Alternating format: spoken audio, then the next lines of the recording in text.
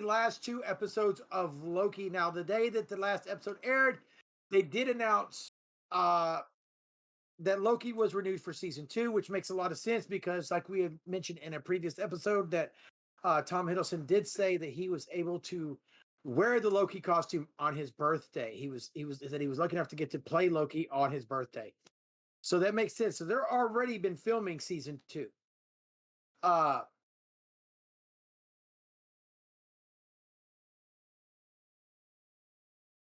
oh, okay. So, anyways, so that makes a lot of sense, being that, like we said before, he was able to play. They said he was able to play Loki on his birthday. So that means they've already started filming season two, which means they've got more planned out, mapped out in this next phase of Marvel than we're led to believe.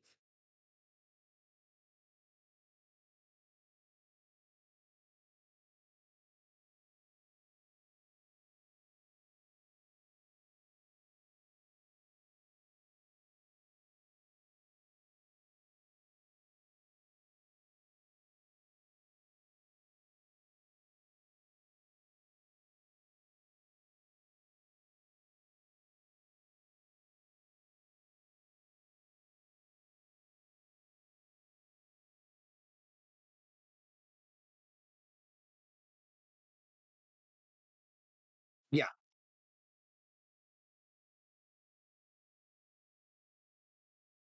yeah. So let's start with episode five. We're going to review episode five, then we're going to go into two because you got to go linear.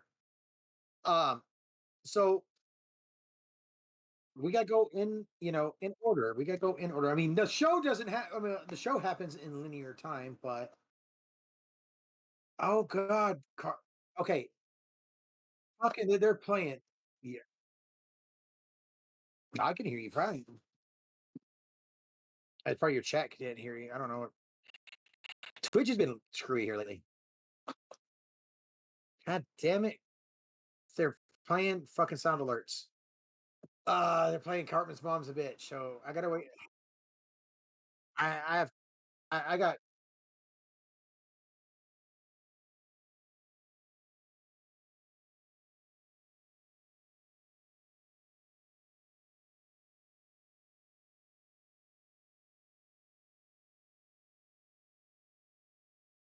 Okay, I'm waiting for this song to end because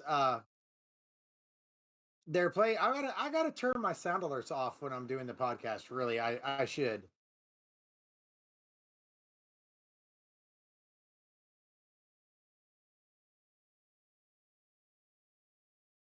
Okay, so all right, no problem.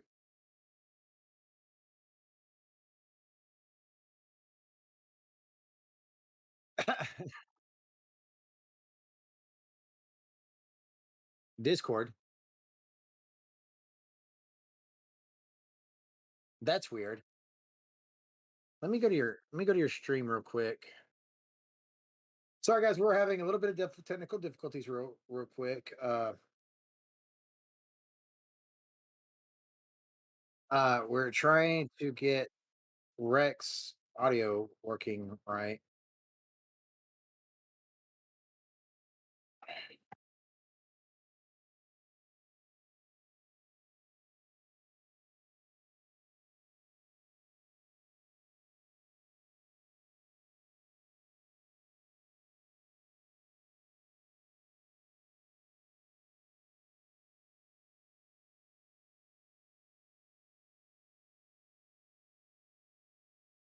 Is your audio input capture muted?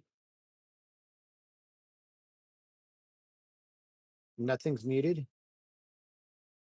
That's weird because I can hear myself over your deal. Is your audio input capture muted?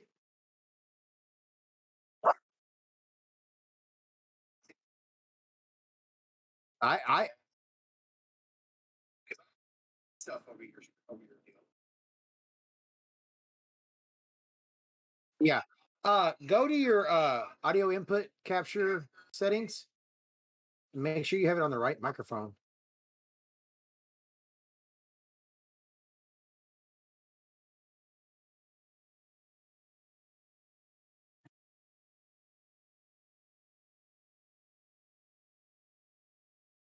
audio input capture settings, make sure you have it on the right microphone.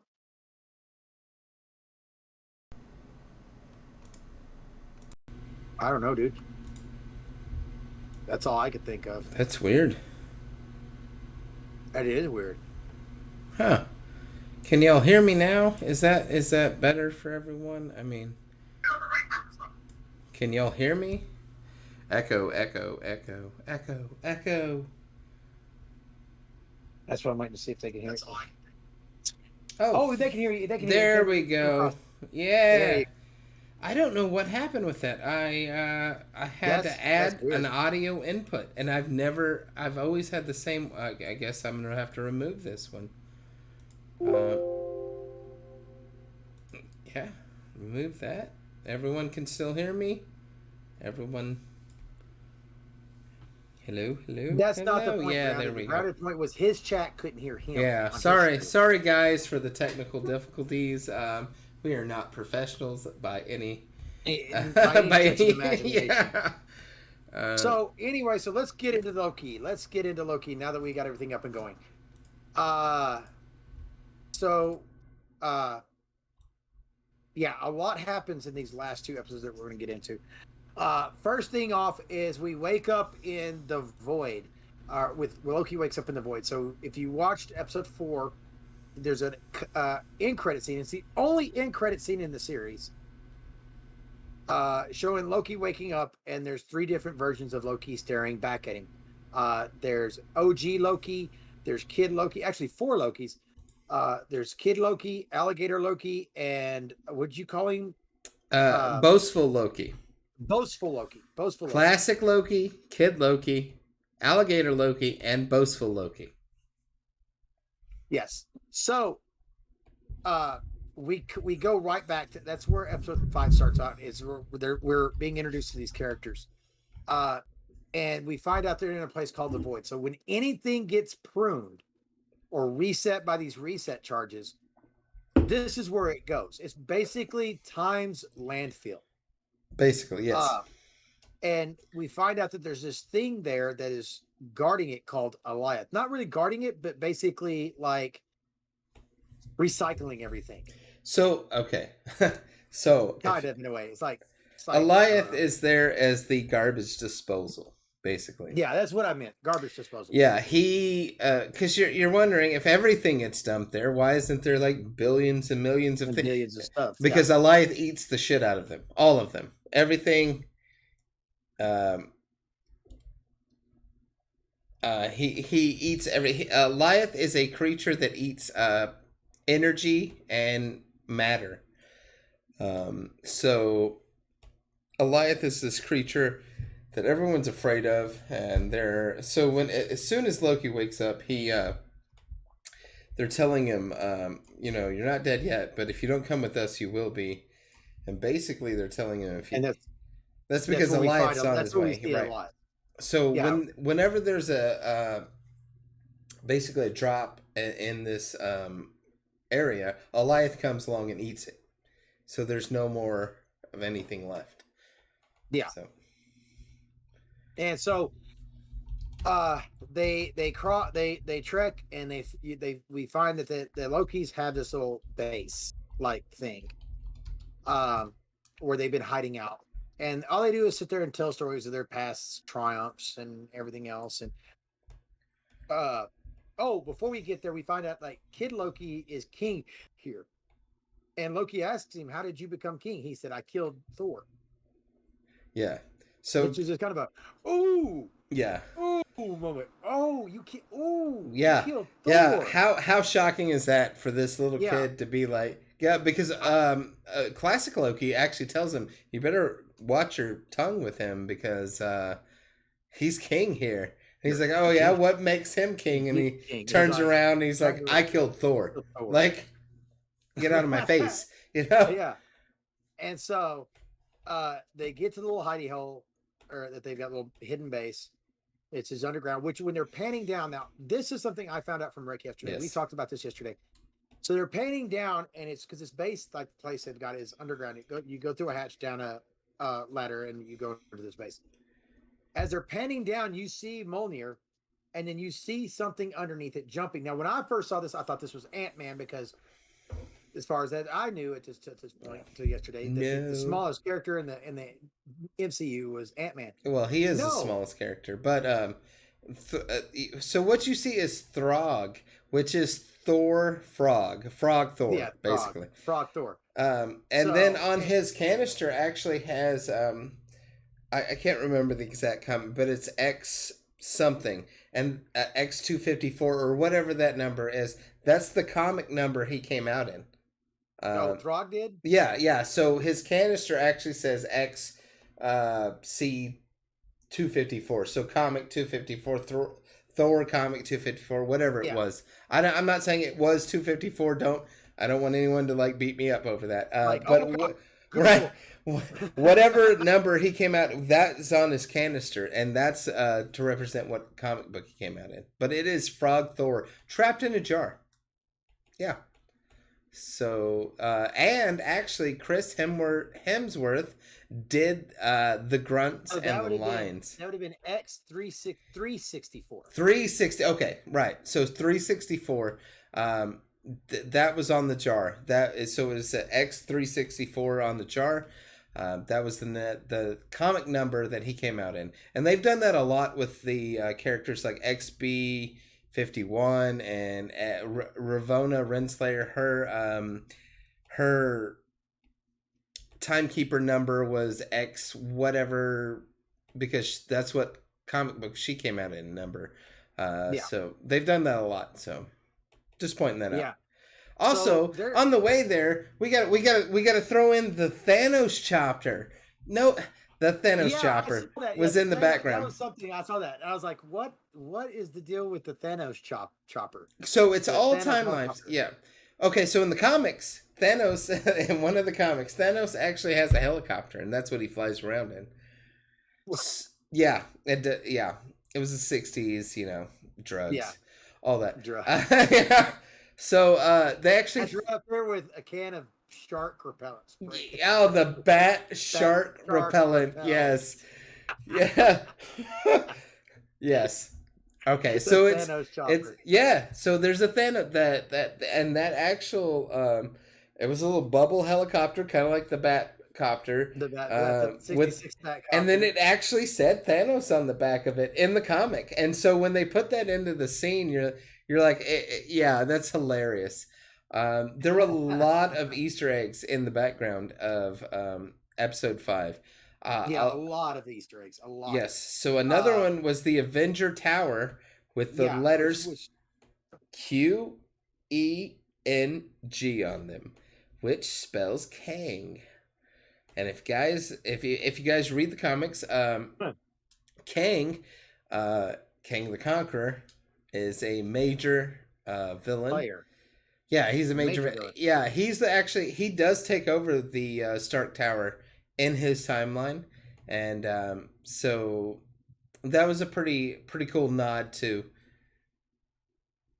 So we have Kang, we have Thanos, we have uh, Thor, Frog Thor, all kinds of cool stuff. All kinds of cool stuff. Classic Loki. Uh, the guy that plays him, Richard E. Grant, fantastic actor. Yeah, We have Kid Loki, who people were like, okay, so if we're gonna do a multiverse, we gotta have Kid Loki. Which, if we're bringing Kid Loki in, kind of still to me sets up Young Avengers. So yeah, so these are yeah, see these are things that we just started out with. This episode's pretty new, and to me, like you're just setting up things. So this to me, this episode just set up a lot of things. yeah, So, but yeah. I mean, yes, there's the Kree warship at one point. You see, that was actually Ronan's ship. was that Ronan? I thought Yes. that. Well, and that's what I thought. I thought, well, that's the same ship that Ronan the Accuser had. But Yeah. I thought that when Thanos attacked Earth, his ship, so Different the Kree ship timelines. he had were very similar. No, different timelines. No, that was Ronan's ship. Okay, But so different Ronan's timeline. ship. So that's a timeline where Ronan did something to cause a time variance, and they pruned it. So Okay. so that ship went there. And I mean, there's so much you see. There's so much that happens in this episode, and so many little things. Like so, so what's funny is like to me, the breakout character in this episode, I don't give a shit what anybody says, is Alligator Loki. Okay. It's Oh, Alligator Loki. so this episode is all about all the Lokis. It's all Yeah, Loki all the time. all the Like, time. this is the Welcome to Loki WLOAI. All right, Loki, all all the the time. time. Right. So this episode is all about Loki and his variants and the different versions of him. Um, Right. so Kid Loki, Boastful Loki, and then Classic Loki all go down into their bunker.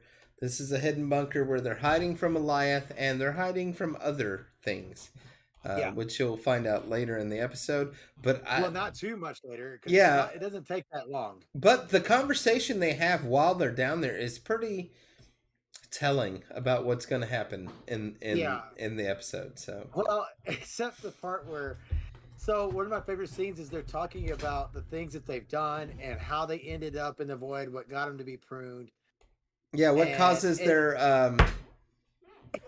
their yeah, Nexus event. Nexus event is what I yeah. And you know, OG Loki is talking about how he left Asgard. He went to some place that was No. completely. So okay, OG Loki was the same as our Loki up to the point where Thanos snaps his neck. But OG, our original Loki, instead of actually sacrificing himself, created a powerful illusion. I mean, this is what he says in the episode. So magnificent that even the Mad Titan believed it. Yeah. Yes. So I think this is actually going to bring Loki back into the MCU because they'll be like, okay, yeah, see. No, so our Loki is already back in the MCU. This is our Loki now. Well, but not really in the way that we would, not like in the like the sacred timeline part of it that has already been built. And we're going to get into that. Yeah. All right, well, we'll get in. Okay, so basically, our OG, original Loki, basically did the same exact stuff as our Loki, but at that moment he created a projection, and instead of him getting killed, his projection got killed, and he just ran away from everything. Yeah, and he goes and he goes into hiding. He's on an abandoned planet. What he says, see, and this is what I love about the character. This is why I like the dialogue. Because he says that I went to find somewhere where there wasn't pain and suffering, basically. And he said, everywhere I went, there was pain and suffering. So I removed myself from it. And I removed myself from everything, basically. And he says that he ends up missing his brother. He misses his home. Yeah, he goes to a secluded planet where nobody, and he just stays there for the longest time. And he ends up missing Thor, and he misses everyone, and he wonders if they miss him. And he goes to leave, and the second he goes to leave, the TVA shows up and prunes him. Yep. And then they were kind of giving him crap, and then the alligator started to make some noises, and Boastful Loki says, and this is my favorite scene. He goes, "Well, at least our Nexus event wasn't eating the wrong neighbor's cat." Yes. And I was just dying. I thought that was funny. Yeah, alligator Loki apparently ate the wrong cat, and that's why he's there. Yeah, he's in the void because he ate the wrong cat. So that seems like a Loki thing. So while this is going on, back at the TVA, Sylvie and Ravonna are having their conversation about everything, and that Ravonna acts like she's going to help her. You know, she's going to take her to the timekeeper, who's ever behind the timekeepers. Well, Ravonna is knows that they're okay. So they at this point, Ravonna knows that the timekeepers aren't real, but somebody's behind the curtain, basically. And Ravonna wants to know who that is, almost as much as Sylvie. As Sylvie does. But they have very different means and how they're going to get there. And reasons. Right, and reasons. So at this point, she's trying to convince Sylvie that she's going to help her. They activate Miss Minutes. She actually tells Miss Minutes to look up the files to the beginning of time and the creation of the TVA. And Miss Minutes is like, okay, we're getting there. And Sylvie's like, all right, let's hurry up here. And Miss Minutes is like, oh, yeah, no, we're working on it. It's just taking me a little bit of time. Basically, the whole time, it's a ploy to Because there's the the guards are timekeeper. coming. Yeah, timekeeper's coming. So Ravonna lied, basically, to Sylvie to get her trust and so she could prune her again, basically. But Uh, backfires on Ravonna because ultimately Sylvie prunes herself yes, to because be sent to the void. she actually tells Sylvie that Loki's not dead, and that anybody and anything that gets pruned, she tells her basically that they can't erase an entire timeline. So whenever there's an event, a Nexus event, they erase everything they can, but some of it goes to the end of time, which is Yeah, the the void void. at the right. Yeah. So Sylvie literally asked Oh, and that's her. what it wasn't. It wasn't that she was looking. She was looking up the specifications on the Hold on, void craft. no, hold on. So no, she asked her to look up the.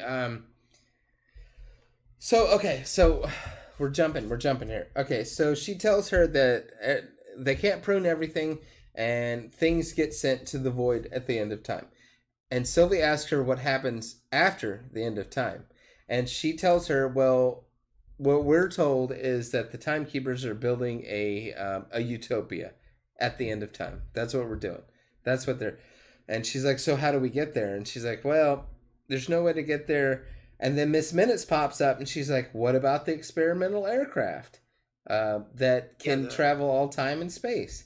Um, and I don't know if that spacecraft is real or if that was just another ploy about bullshitting to get enough time. yeah, Um, and I because she's don't like, think I'll we'll look up find out. those files. You know, Miss Minutes is evil as shit too. Like, Yeah, it looks like it's just the two of you, KLP. Uh well, that so but with my it ends up one, where we've got three. There we three. We go. got three guys, three.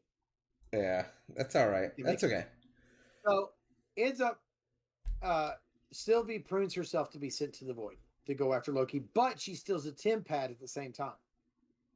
Does it? Yeah, she steals a Tim pad. I thought she stole a Tim pad to take with her. Yes, she did. So when she gets pruned, and she takes the tempad with her.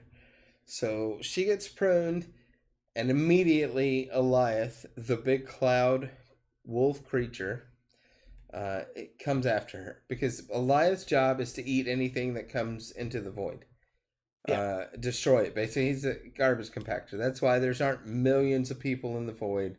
Eliath fucking eats them as soon as they show up. So as soon as she shows up, he's alerted and Eliath goes after her. So she starts running.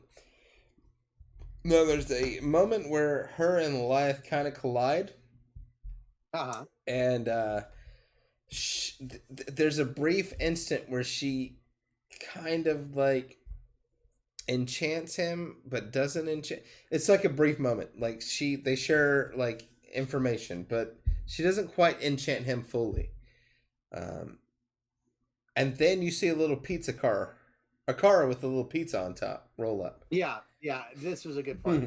Yeah, This was a good part. So she running, and this car comes up, the door opens, she jumps in, and Mobius is driving. Morbius. Mobius. Yeah, Mobius is Mobius. driving. So Mobius is not dead. He's been sent to the void too, and he's been surviving. Nice. Yeah. And so they're driving along. They're driving along, and he's like, "Well, what should we do? You know, there's somebody pulling the curtains. You know." And she's like, "Well, he's like, what do we do?" She's like, "We go back towards that thing." Yeah. And he's like, "You want to go back to the angry purple cloud?" And she's like, "Yeah, because whoever's controlling things is controlling that." Yeah. That's what kind of what she saw in that little glimpse. Like there's Yeah, because something she goes, "Yeah, beyond behind it." Eliath. Yeah. So while this is going on, we go back to the little Loki hideout, and this scene is so kind of a little bit difficult to describe. So they're sitting there, and all of a sudden, he's like, "Well, Loki's starting to think the same things. Our Loki's starting to think the same things. There's something else out there." Right. There's something that's pulling these strings here that we've got to figure out what it Well, is, and we've got to go out there. that So he, and because they all laugh at him because he's like, well, we have to destroy this thing. You know what? I'm gonna go destroy Goliath, and I'm gonna find out who's behind this. And all three Lokis just burst out laughing. yeah. So he goes They're to like, leave. oh, okay, all right. Yeah, Like nobody's whatever, thought of dude. that. Yeah, No, like none of us have been there. yeah. So he goes to leave. He opens the hatch and he's like, "Oh, okay," and leans over. Is President Loki, And other Loki variants. Loki's all the other Loki variants that are standing over him. So they come out, and find out that boastful Loki has betrayed Kid Loki for the throne Which of is king like of this a void. which is like a Santa Claus mall um, throwaway throne. You know, it is Yeah, hilarious. It's yeah, got the yeah. candy canes and Canes everything. on it, yeah, and Yeah, everything. And so he finds out. So we find out that boastful Loki has betrayed Kid Loki for the throne of the void. Well, then we find out not only that, but President Loki has betrayed boastful Loki and plans on taking over the throne. And yeah. then find out that all the other Lokis have betrayed President Loki in betraying boastful Loki for betrayed Kid Loki for the throne, and it's an all-out Loki brawl. Uh, Basically, every Loki has betrayed every Loki, and then except OG, Alligator, and Kid. They're the only yeah, ones that haven't betrayed anybody. So they're trying to make it out. And it's Loki pandemonium is what it is at this point. yeah. Kid Alligator, Loki, yeah. And so yeah, alligator Alligator Loki, Loki, he's the handoff of President Loki. yeah. And there's a big brawl. So there's magic, people throwing each other around. Um, it's It's, it's a Loki brawl. That's what it is. And then our Loki is just like trying to dodge get and out. like he's like not really getting involved. He's just trying to get out. Uh, I thought that was okay. I mean, I felt like yeah, he didn't want to fight. He's just trying to get out of there because he's done Well, with him. Like this is almost the point of he's done with himself and like all the betrayals and all the stupidity that he brings because he's like these are all me, you know, like and he's just like yeah, okay, I'm getting all right, you yeah, guys fight it out. I'm gonna go over here and do what I got to do. yeah. So, oh, by the way, in my chat, KLP said after I after I'm done relocating my base, I'm going to empty my inventory, start from scratch, and build the most badass hidden base, only using survival and stock it in honor of Rex. That way, you know, if he ever dot dot dot. Maybe I don't know. The problem is that if I did join you guys Minecraft, I just know where everyone's base is at this point. Like I do. And if you guys, so we've been doing this world, and I got trolled hard last uh Thursday night. I got hit hard. I really did. And when I find out who did this, hell hath no fury than me scoring because I'm coming for you. Uh, let's see if I can actually find the clip. These dicks are. I mean, these dicks are. They've got it coming to them. Yeah, that was pretty epic. Although I can't say I wouldn't have done the same thing. That was pretty awesome.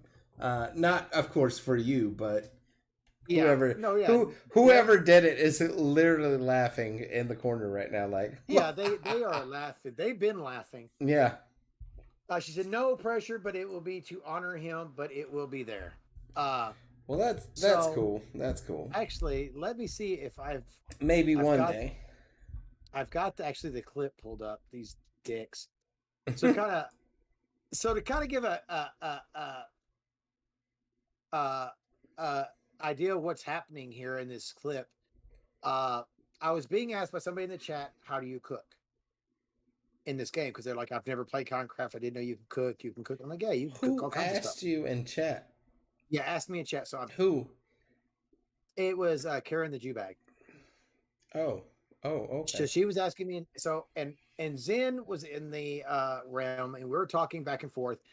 And so what they did is there's this thing in Minecraft that's called a repeater, or not a repeater, an observer. So what this observer does, it's a block that you can place under anything, And what it does is it senses change in, like, so if, like, say you put it under, like in this, what happens in this clip, if you put it underneath like a furnace, when you go to cook something, you're causing a change, you're causing it to do something. It senses that. They had it wired to redstone, which you can rig it to send a surge through. They sent that, wired it to TNT, and had my whole base, top half of my base, rigged with TNT. Hmm. I had no idea about this, didn't know what was going on. So in this clip, that's what's happening at this time is I am showing them what happened. So let me go ahead and pull this up real quick. Myself earlier for making You have like to actually a prep them. It's not like I'm eating it right off the bowl. And you can hear the TNT start. Oh shit! What the hell? yeah. I was about to make a joke. Oh shit! Somebody just. Oh, what the hell? Somebody rigged my fucking base. You can hear my wife laughing in the background. Somebody rigged my base and just. And you can see where the door was. So like, if you look back, a little bit, let me back it up just a little bit. Like I can't base and destroyed my base. So let me back it up. Right the look on your face is classic. That's fantastic. You're like literally destroyed it. Not me. Like I can't. What the? Yeah, I'm saying the same thing that you're saying. Like, look. Like the whole entire thing. That's awesome. Bonus points. What the hell? Like the look on your face is fantastic. Yeah. What? Huh? What? This. Well, then he doesn't get. And it goes from there. So, Karen is like, she's telling me in the chat. She's like, "Is that supposed to happen?" And I'm like, "No." Furnaces. Ooh. How did they rig it? I don't know, but I just put stuff into. That was not supposed to happen, Karen. I put coal into my furnace. That was not supposed to happen, Karen. Poor Karen. Not supposed to happen. And then there's. No, I'm not gonna. No, he didn't troll you. It wasn't Alan. Like all my crap. I'm sorry. Like I lost like half of my inventory. Heading over with a bunch of wood so you can make chests. Well, I've got chests. I just. Wow. It was, oh my God, I was so pissed. I was so mad. And everything, I had like 8 chests, double chests in there that were full of stuff. Everything that survived, I could fit in one double chest and still had room left in it. It destroyed all my stuff. So yeah. That was fun. She's making this place for you just in honor of you, so that it'll be there. Well, thank you. And she says Karen was so in on it, you can't convince me otherwise. Yes, right. Because she was. That's why I was like, "Who told you to cook in the stove?" Like, yeah, well, she kept asking about it, and yeah, I was so pissed, dude. I was mad for about 45 minutes, but then Goose came along, and because they left around. Her and Hogan did, and they had built this massive base. I mean, this thing is like 3 stories deep in the ground. Yeah. Goose and Hogan, if you ever watch any of their streams, they build massive structures. Like, that's what they do. She ended up, because they left around and everything else. I was like, hey, she ended up popping up. Why did they leave, though? I'll tell you about it later. All right. Right. But I was like, hey, give me the coordinates to your base because I hate house hunting. Because I'm trying to find this place that's supposed to be, find some place that's be really good and hidden so no one can find it. Yeah. They ended up giving me their base. Nice. So, anyways, let's go back to Loki. Right. Yes. We got sidetracked. Totally. You totally distracted us from Loki. So at this point, our Loki, OG Loki, Kid Loki, and Alligator Loki have decided to kind of go with him to get our Loki to where he needs to be. While that happens, they see this car driving along with the pizza on the top of it. It's one of my favorite lines too, because Kid Loki's like, well, it could either be cannibalistic pirates or it could be cannibalistic marauders. So Either they way, go it's running up- not a good thing when there's Not a good cars. Right. So they go running up to it, find Mobius and Sylvie.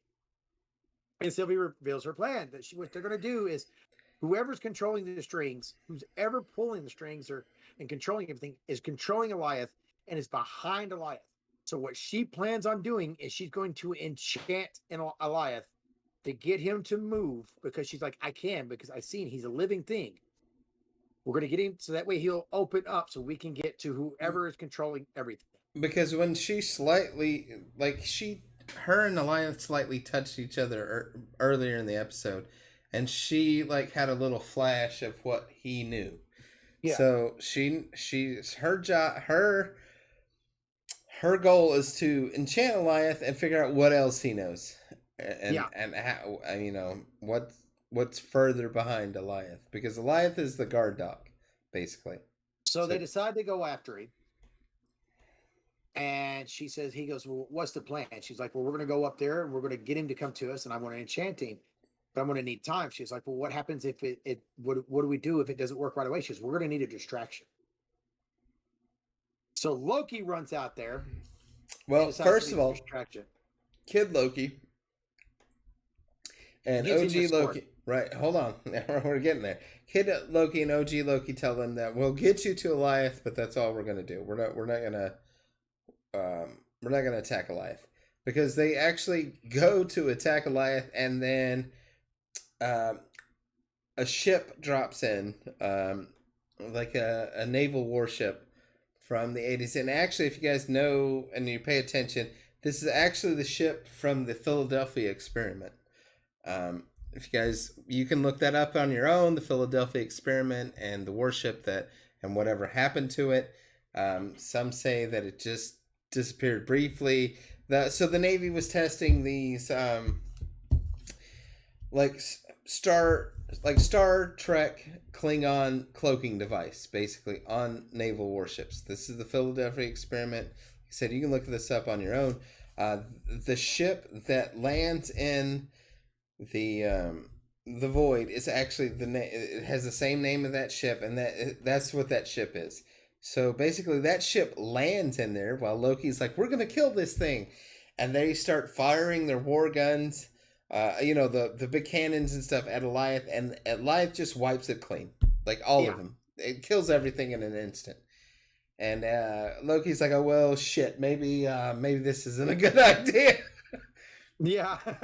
Yeah. Maybe we might need a different plan. Yeah. And so, yeah, he's also at this point, when they go, so they decide they come up with their plan. She's gonna enchant him, and he's gonna be a distraction to get her enchanting. And at this point, Kid Loki gives our Loki a sword. Now, which is the sword of Loki. Yeah, it's Loki's sword from the comics. It's his ancestral sword. Which means, so Kid Loki gives him the sword, but it's our Loki's ancestral sword too. So it's the Loki ancestral sword. I cannot remember the name from the comics.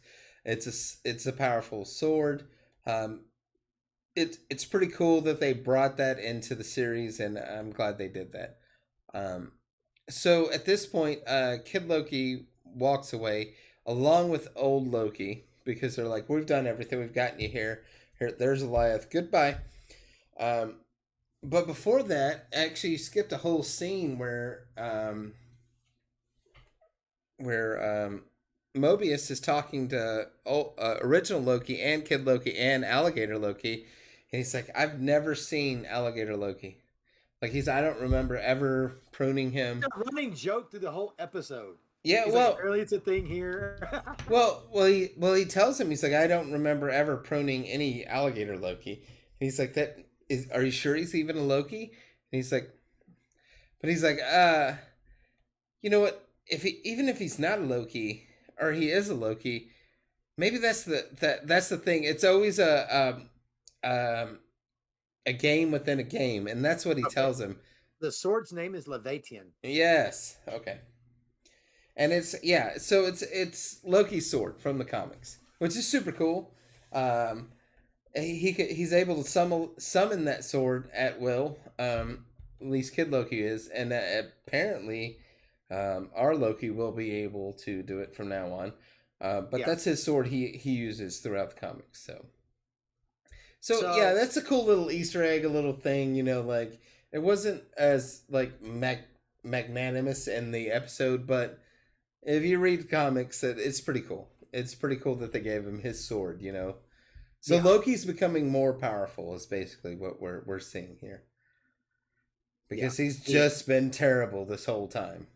Yeah. Like Yeah, right. fighting and I just yeah. We all know if you've watched the previous episodes, I'm just not impressed with Loki and the way they've just nerfed him. It's Yeah. not fair. So at this point, they go to face Goliath. Loki runs out with the sword and he pulls it out and it becomes this flaming sword. And Yep. he's waving it at Goliath, trying to get his attention so that Sylvie can uh enchant him. Get close enough to enchant him, right? Yeah. Without getting And she's eaten. trying. Well, she's trying. Okay. While So all right. So I'm sorry. I'll let you tell this part. I'll let you tell this part. All right. So, but all right. Flashback to begin. Mobius and old Loki are talking, and then it's one of the greatest. I think one of the best lines that he tells Loki. Old Loki said, "What do you do when you go back to the TVA?" And he's like, "Well, I'm gonna take it down." And he's like, "You just turn your back on everything that you've done this far." And then Mobius literally he tells old Loki or original Loki that it's never too late to do the right thing, basically. It's never too late to change. You can always change at any moment. And so that's kind of a little preface to what's about to happen. So, Loki and Sylvie run after Goliath, and Sylvie's trying to get close enough to enchant him without getting eaten. So, our Loki is waving his sword around, flaming sword and everything, trying to get his attention. And Goliath's not buying it, basically. He's going to go after Sylvie. Yeah. And then...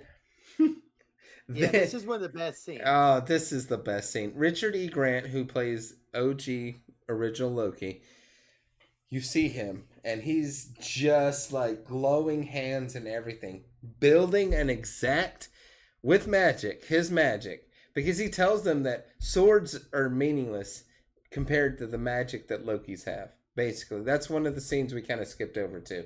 He said swords and daggers are great until they're, dropped on the ground after you get your neck snapped. And that was his line.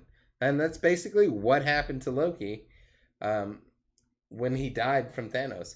So Richard E. Grant's OG Loki is literally like powering up, using all of his, and building an exact replica of Asgard.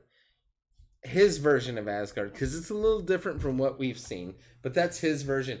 The whole city, not just the tower, the whole city. Trees, yeah, towns, everything. Buildings, everything. So Goliath is like, what the hell? So Goliath goes after Asgard, and he starts trying to bite the illusionary buildings and stuff. And Loki, original Loki, is just like powered up and doing what he can. And he cut to a scene with our Loki and Sylvie, and she's like, what is he doing? How can he do this? And our Loki literally says, apparently we're more powerful than anyone thinks we are, including ourselves. And then, so Goliath is going for our original Loki. He's coming after him, and he's laughing, and he's like, ha, ha, ha, ha. And if you look at his face, he is laughing, but he also has a tear rolling down his face. That actor, Richard E. Grant, is a fantastic actor. He's done fantastic things, but that's an amazing scene right there. He basically sacrifices himself, gets killed by Goliath, so our Lokis could get close enough to him. Yeah. So Sylvie actually gets a hold of Goliath, and she's trying to enchant him, and she's not doing it. She's not able to do it by herself. Yeah. So she tells our Loki to enchant him, and he's like, I don't know that. And she's like, yes you do. We're the same person, basically. If we're I the know same. How to do it, yes, you know how to do it. So basically, she tells Loki to enchant Goliath on the fly, like in the middle of death or nothing. Like, you got to learn enchantment now, like, Yeah. Do it now. yeah. And that's what happens. So It's like the equivalent of you standing at the edge of a pool when you're like 5 or 6 and your dad going swim and pushing you. yeah. Pretty much the same equivalent. Yeah, and so yeah, he learns it. So he learns. Our Loki now knows how to do enchantment. Let's keep this in mind from here on for whatever happens now. He knows how to enchant people, just like Sylvie. So that's going to be pretty interesting for the future of our Loki.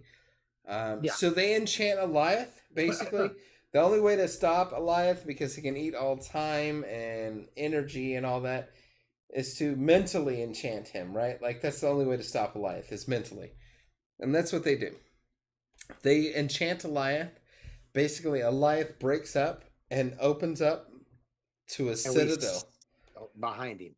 Yes, there's a citadel, basically with what looks like the sacred timeline streaming through in the background with the citadel. So Loki and Sylvie walk through Goliath, or the doorway, basically, and they're heading through this to the Citadel, and that's the end of episode 5. It's a pretty good episode. Richard E. Grant was a fantastic. Everyone loved Crocodile Loki. That was fantastic. Alligator Loki, however you want to say it. They were all great. All great. Yeah. There was a lot of good dialogue in that episode. I thought it was really well written. Yeah, it was a really good episode. Really good episode.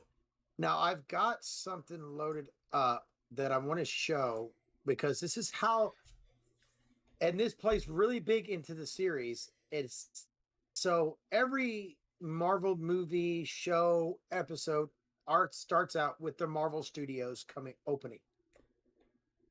But this one was a little bit different. Oh yeah.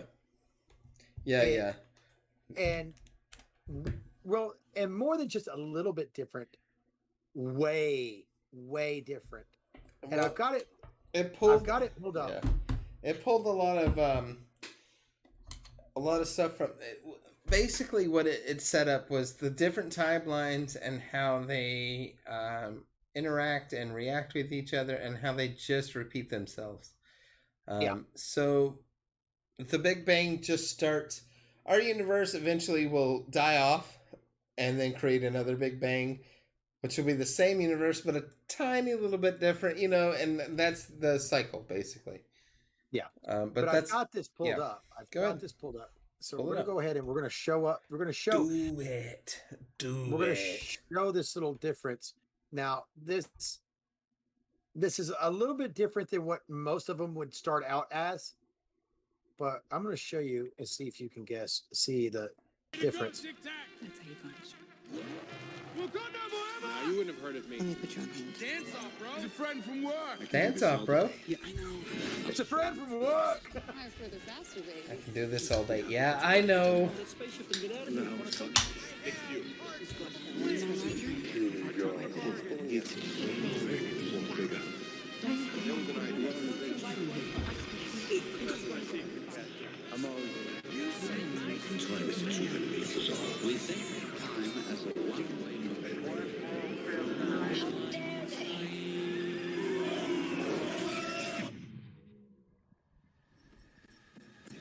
My dream. For the right to experience speed.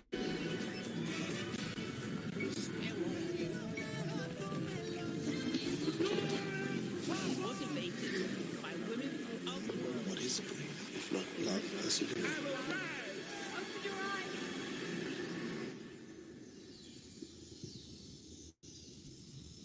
And that's the Citadel at the end of time. Yes. So there we've got the Citadel at the end of time. And so it's time for them to finally, their journey is at the end. They finally found where they're trying to go. They're going to figure out who's behind the TVA, who's... Sylvie is obviously is hunting whoever is betrayed her, and that's where they're heading. So that's the beginning of episode 6, which is the last episode. So we're now reviewing the last episode of Loki, which I felt was fantastic. It is not a action-packed episode by any means. It is a dialogue-driven episode, and very, very. It's not. There's not really any action. Well, yeah, there's not really any action, but there's a a stuff little is bit brought to light. but A lot of stuff is brought to light. yeah, it's dialogue driven. It's all about explaining what's been happening. So they saved most of the dialogue for this last episode, and that's what they did. They just kind of capped it off with us like the characters just sitting there learning what's been going on this whole time. Exactly.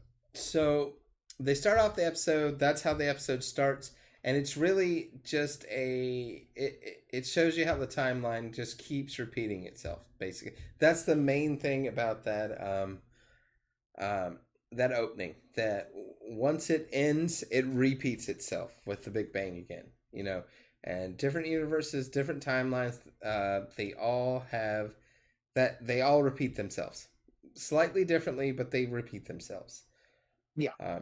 So Sylvie and Loki finally they make it all the way to the Citadel.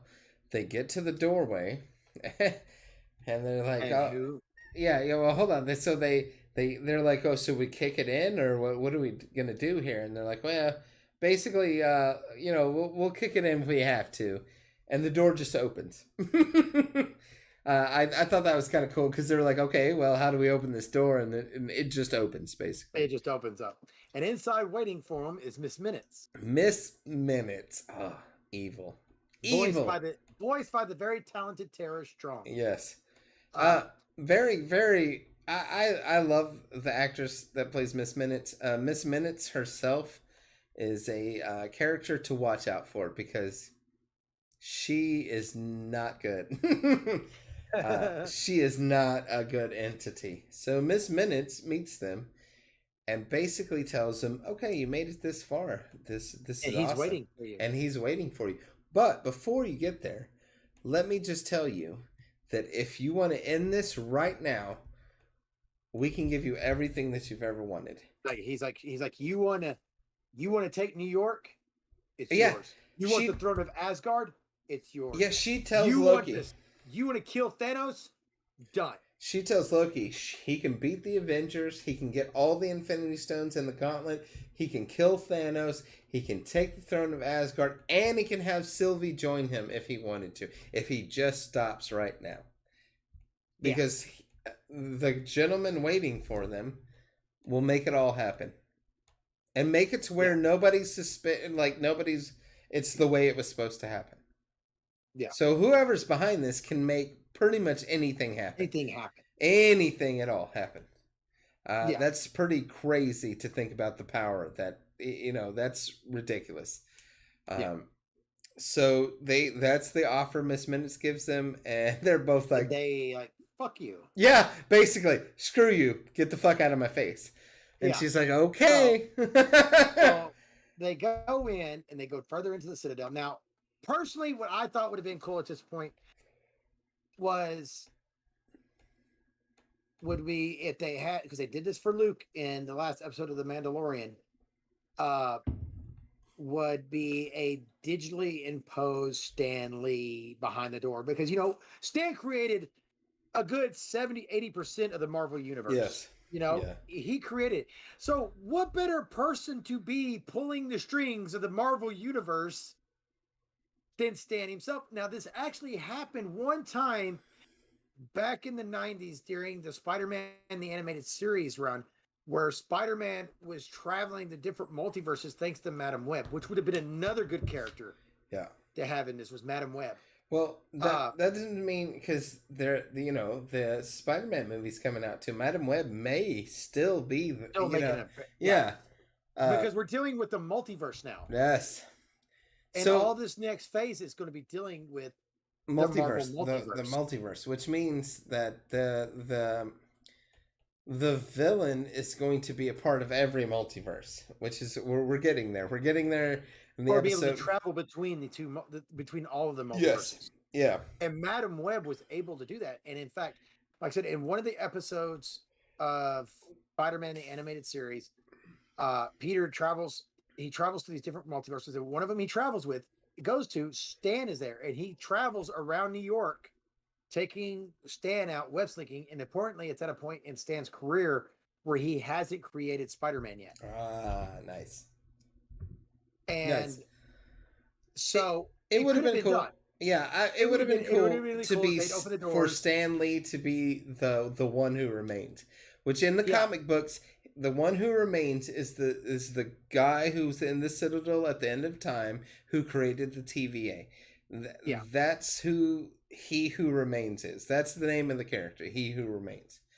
Yeah. So And that so when they it would have did- been I was super just cool. like, You I mentioned was that like, it would have been super cool. Yeah. yeah, when they, oh look, it's Stan, type things. But it makes sense who was revealed.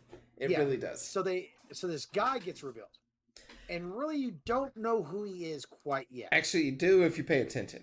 If you pay As attention, you do. soon as it opened up, I was like, because even my wife looked at me and she's like, "Who is that?" And I'm like, "That's Jonathan Majors." Now, if you guys know, Jonathan Majors has already been cast as a villain in Ant-Man Quantumania.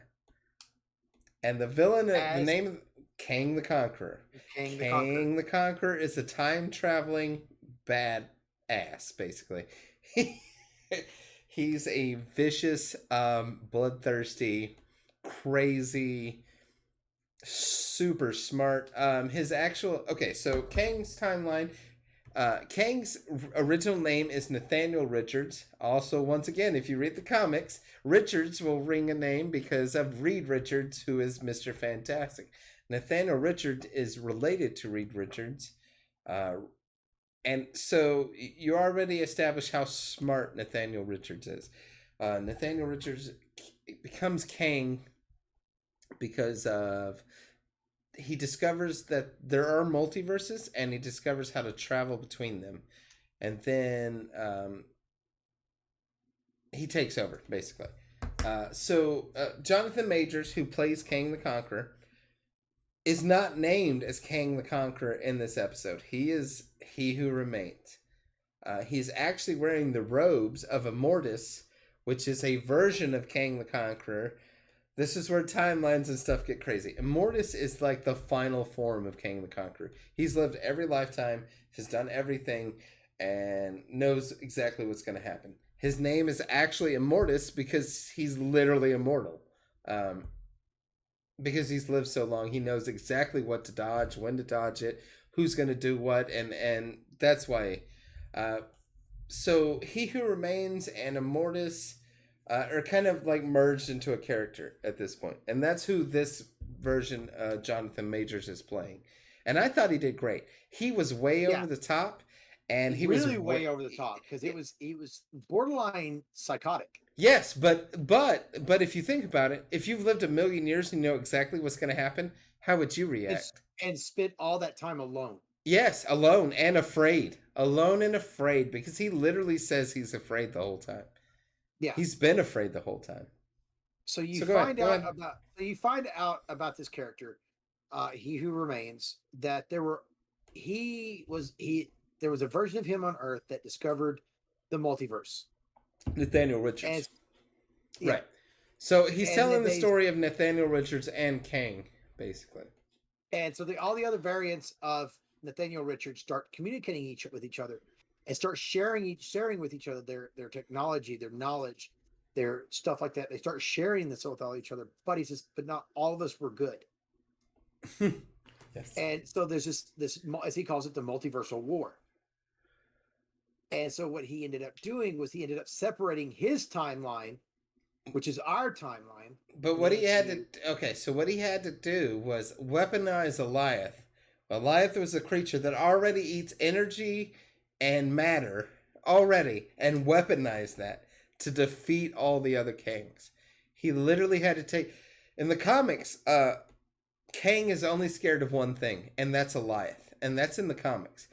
So for him to say that he took the worst thing he could think of and weaponized it to win against the other Kangs, that's Yeah. pretty powerful.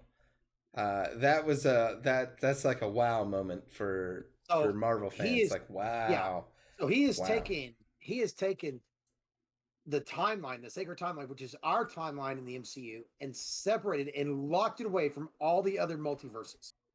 So basically, what a variant is what we find out. What a variant is basically at some point one of the other multiverses kind of starting to merge with ours, and what they do is they go in there and they cut that branch off Yeah. to keep the multiverses from connecting. Yes, to an Basically, extent. Yes, yes, you're right. Yeah, they want him to connect to the other timelines because Loki and Sylvie at this point, Sylvie's pissed the whole time and she just really wants to kill this guy. And she literally tries to kill him 5 times and he keeps like jumping and moving. Like, and he doesn't have to do anything. And he tells her, he said, "Why do you think I'm not scared of you? Why do you think I'm able to like manipulate jump before you can jump yeah at the yeah exact second you're about to yeah do because something." she's like, well, you have the 10 pad. He's like, but how do I know where to jump? He's like, because, and then this is where he tells him, I've lived millions of years and I've seen everything and done everything. That's exactly how I know where to jump and when to jump and not be in your way.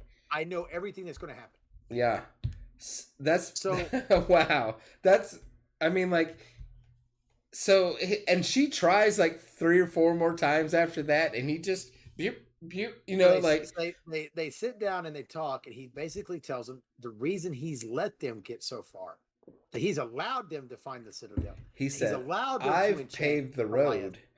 You just You walk down it. walked on it. Yeah, He and said, that's what "It's he because does. He's like, he goes, you I've walk been looking down. for somebody." He goes, "I've been looking for someone." He said, "I didn't know it would be 2 different people who were the same person." Yeah, And they're like, "Well, what are you looking for?" And said, "Because I'm looking for you because I'm tired. I'm old. I can't do this anymore. it's like a I'm looking Willy. for somebody that's like a It's Willy like Wonka. Willy Chocolate Wonka. Factory." I'm looking for someone to take over the chocolate factory. He's like, Yeah, I'm looking for someone to take over the timeline and prune all these other timelines and keep it this timeline. And basically they're separate like, what? Yeah, they're like, why? And he's like, hey, because Loki, our Loki, even asked him, what are you afraid of? And he said, well, me. me. And he said, y'all might think I'm a monster. You might think I'm crazy or insane. And he's like, but wait till you meet the other variants of me. Of me. And They're he's referring to Kang the Conqueror and the other Kangs who are just ridiculously insane and powerful. They're all powerful, super smart. We're talking Reed Richards level of intelligence, but bloodthirsty like, oh man, like you've Yeah, never seen before. like way beyond Thanos. Yeah, way beyond. Yeah, Thanos only wanted to wipe out half the universe. They want to wipe out everything and own it. Yeah.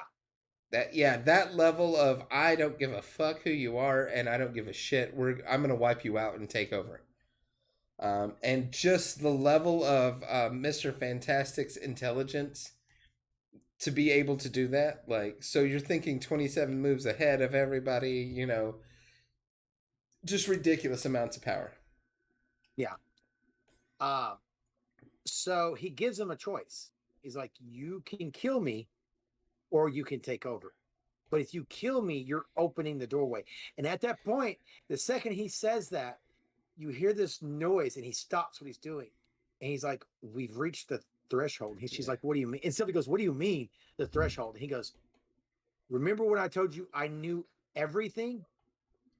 And they said, yeah. He goes, I knew everything up to this point. Yeah. Because he didn't know what choice they were going to make. Yeah. At this point, it's a choice that's on Sylvie and Loki to make.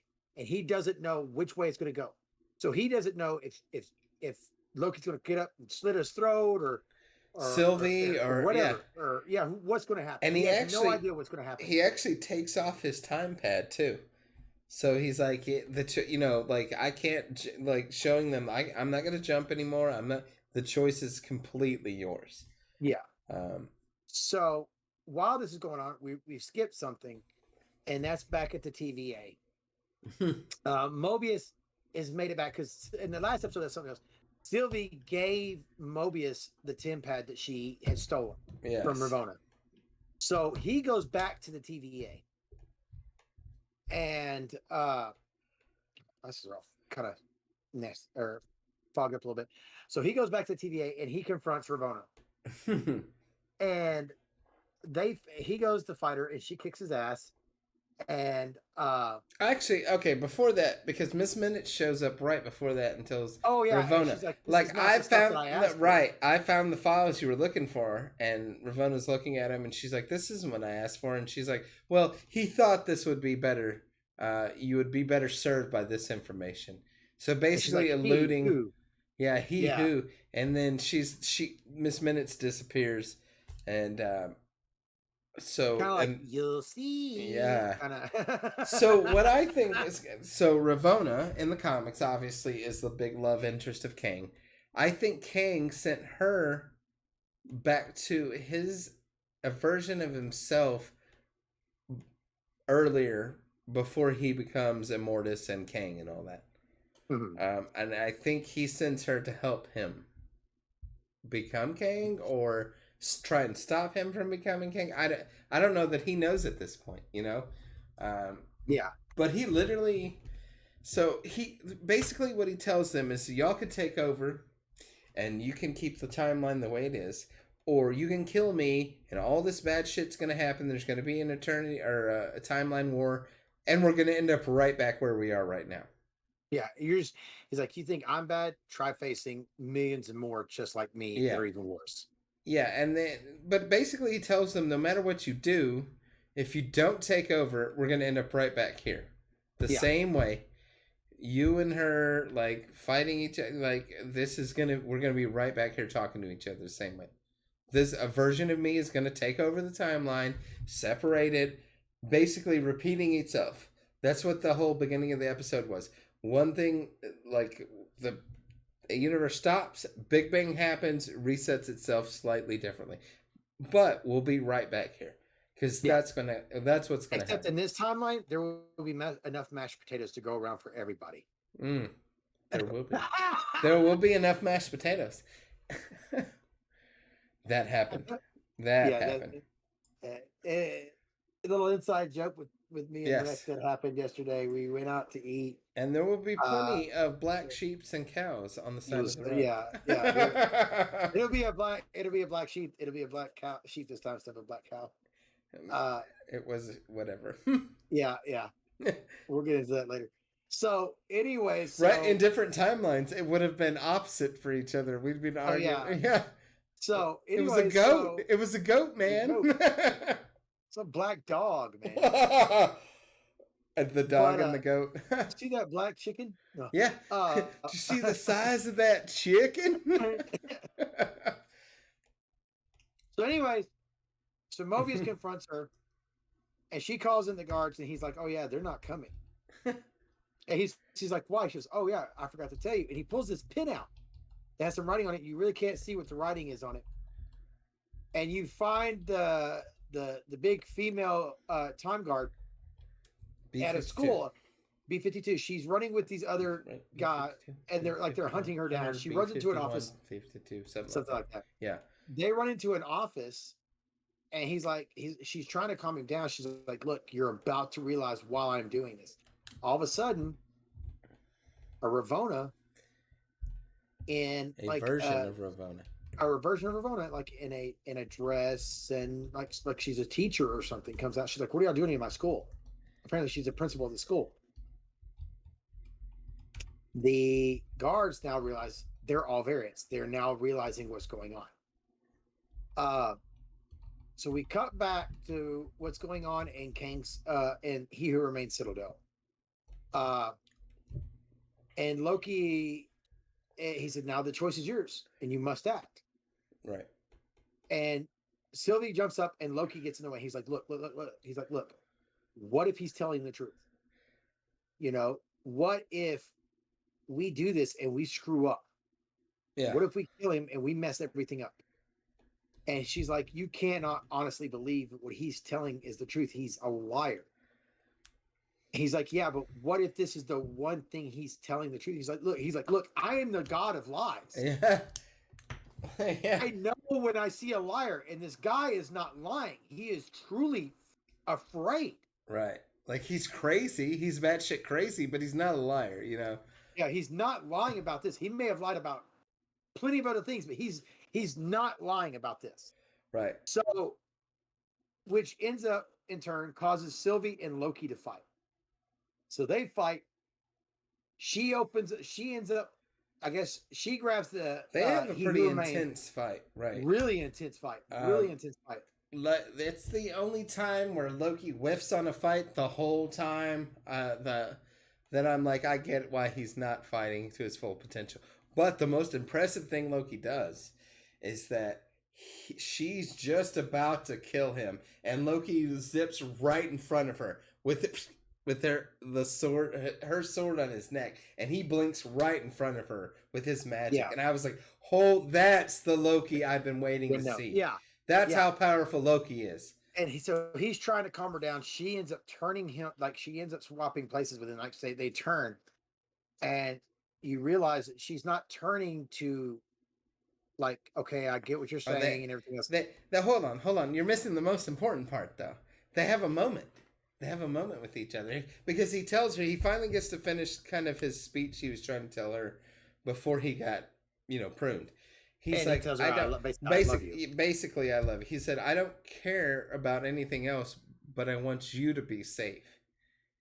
And then, they kiss. Basically, Loki kisses Loki, which, that's, read whatever you want into that. That happens.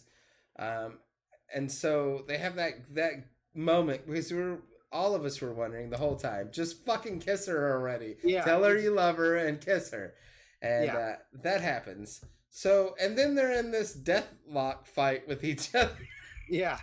So she turns him and she grabs He Who Remains' his template thing off of his desk. Tempad, yeah. Opens up a temp portal, and he realizes she's not turning him to, I get what you're saying. She's turning because she's opening up the portal and kicks Loki through, and he's back at the TVA. Yes.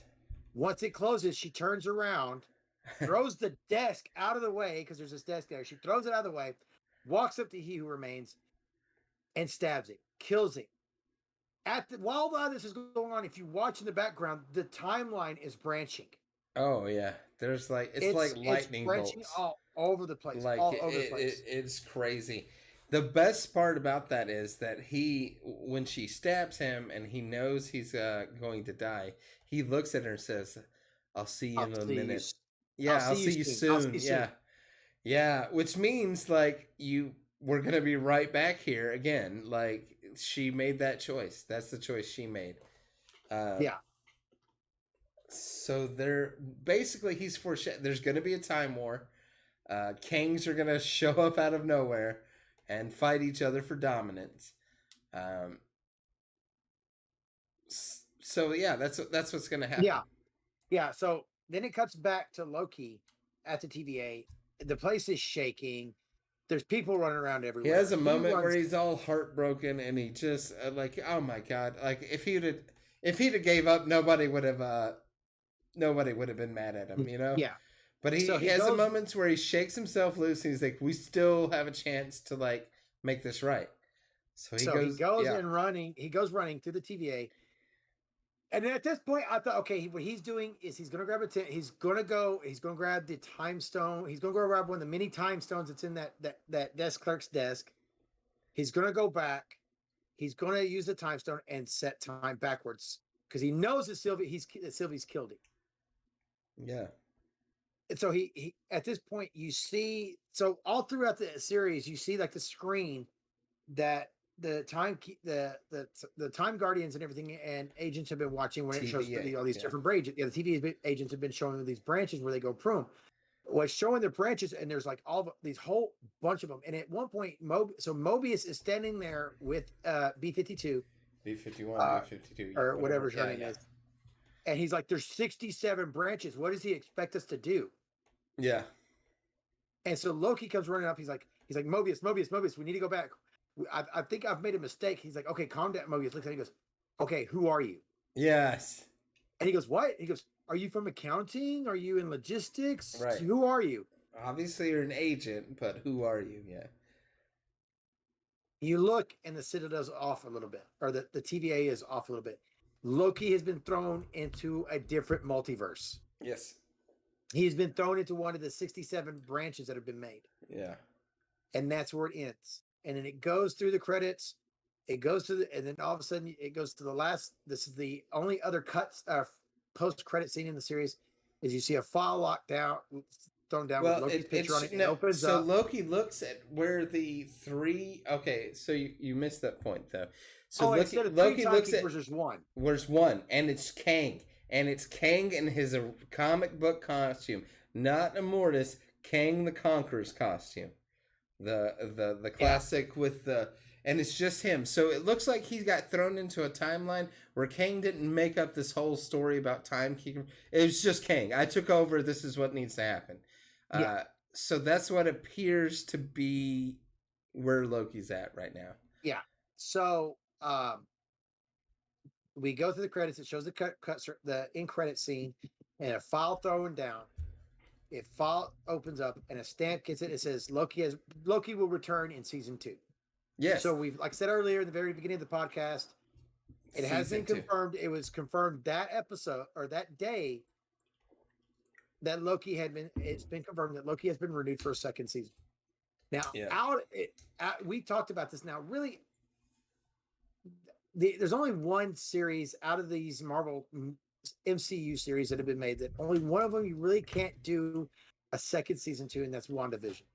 Right, because WandaVision is supposed to run straight into Doctor Strange in the Multiverse of Madness. Well, so with everything happening in Loki, you're starting to understand why you get the names of. So we have Doctor Strange and the Multiverse of Madness. Okay, why? Because the Quantum Mania. Like, why? Because now the timeline is all shattered. Like, it's just like a piece of glass, and you shatter it, and all the lines go everywhere and cross each other, and that's what's happening. So, and we talked about this too, and this is what's leading into the next series coming out, which is the animated What If. Yes. If you're a fan of Marvel, you know what If is. For those of you that don't know What If was a series of comics that they did for many years where they would take an epic storyline, classic storylines, right? A classic story, and change one thing, and see how it was told from the Watcher's point of view, which I'm hoping now that we've got this, we get the Watchers. I've seen some. Oh man, hang on. Go ahead. Talk. Go ahead. Which is the Watchers were basically they watched over. They didn't interfere. They just watched over the Marvel universe. But they were the ones telling these what if stories. So what if, because there was one where Hulk and Wolverine fought and Wolverine killed the Hulk. And they're like, okay, well, what if Hulk had killed Wolverine? What if Captain America was a communist, or stuff like that? It was a what if type thing. And it went for many, many years. So this series is about to hit now with Loki.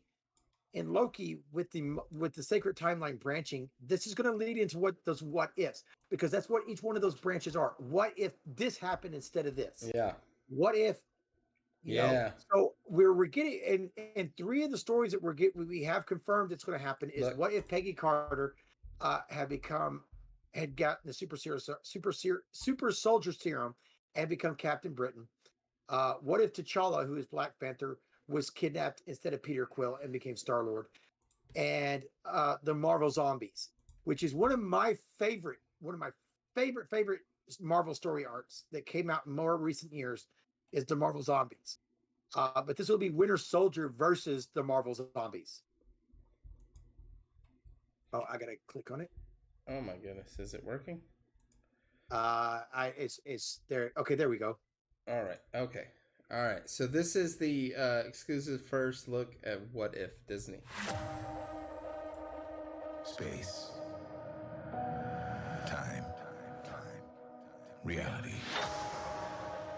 It's more than a linear path. It's a prism of endless possibility.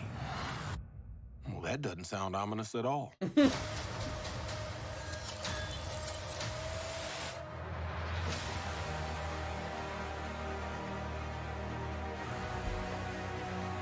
you see the Watcher in the background. Mm-hmm.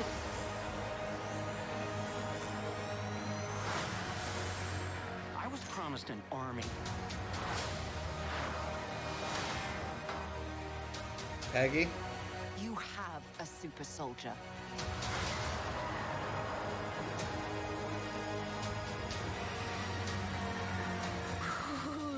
You sure don't seem too freaked out about all this, kid. Doctor Strange. What you doing out there all by yourself anyway? Exploring the world. Sounds fun. But why stop at one world when we can show And you Iron all Man? of them? Yeah, that's T'Challa basically becoming Star-Lord. Star-Lord. I am the That's the Watcher. Watcher. I am your guide through these vast new realities.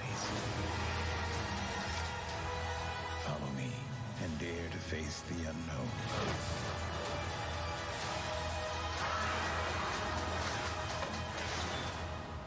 And Nice. ponder the question.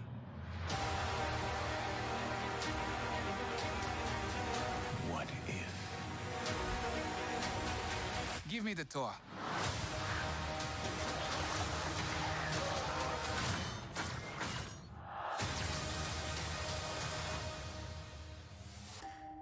Was that two different versions of Doctor Strange Yes. fighting? So yes, yeah, that is what that was. Okay. Yeah. So there's a lot of cool stuff with What If. It's basically what if this, what if that. Yeah, and What If was one of my favorite comics Yeah. from the Marvel Universe because it was always like, what if, Peter never got rid of the Venom symbiote? Yeah. What if, what if Mary Jane got bit by the radioactive spider? Hey, Hecate! You're upside down now. I know.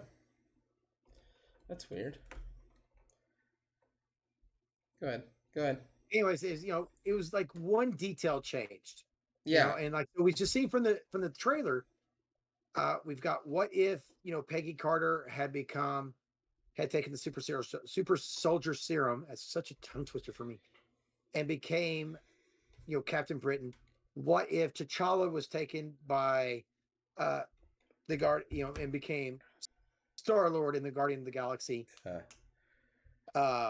That sort of thing. So we're going to see a lot of interesting. And what I really like is the likeness of the characters that they're used in the cinema to make them look just like they do in the MCU. Yes, and all but Chris Evans and Robert Downey Jr. came back to voice the characters. So and that was the thing, was when at Endgame they said they were done. They were done with the Marvel movies and everything else. They were done. I do know that. Now I haven't seen Black Widow yet. Black Widow has released. I'm not paying the $30 extra to watch it on Disney Plus. I may watch it bootleg or something like that soon. We'll find out. And when we do watch it, we will be doing the review on here. So y'all be keeping an eye out for that. But he did make it. It's supposed to have made an appearance in Black Widow. Who? Tony Stark. No. Robert Downey Jr. was. No. That's what I read, that he was supposed to be in it as Tony Stark, not as Iron Man, but as Tony Stark. No. Have you watched Black Widow yet? No, I have not watched Black Widow, but I don't think he. Robert Downey Jr. and Chris Evans were recast in the What If, and so was Brie Larson. They're the only three that didn't do the original voices, or didn't do their voices. As far as I know, I have not seen Black Widow. I don't know if there's a Tony Stark. I know there's a mutant. I know they finally put a mutant in the MCU, and it's because I haven't watched the movie, but I've watched everything about the movie. I'm not sure if I'm gonna watch the movie. I'm sure I will at some point, but I haven't.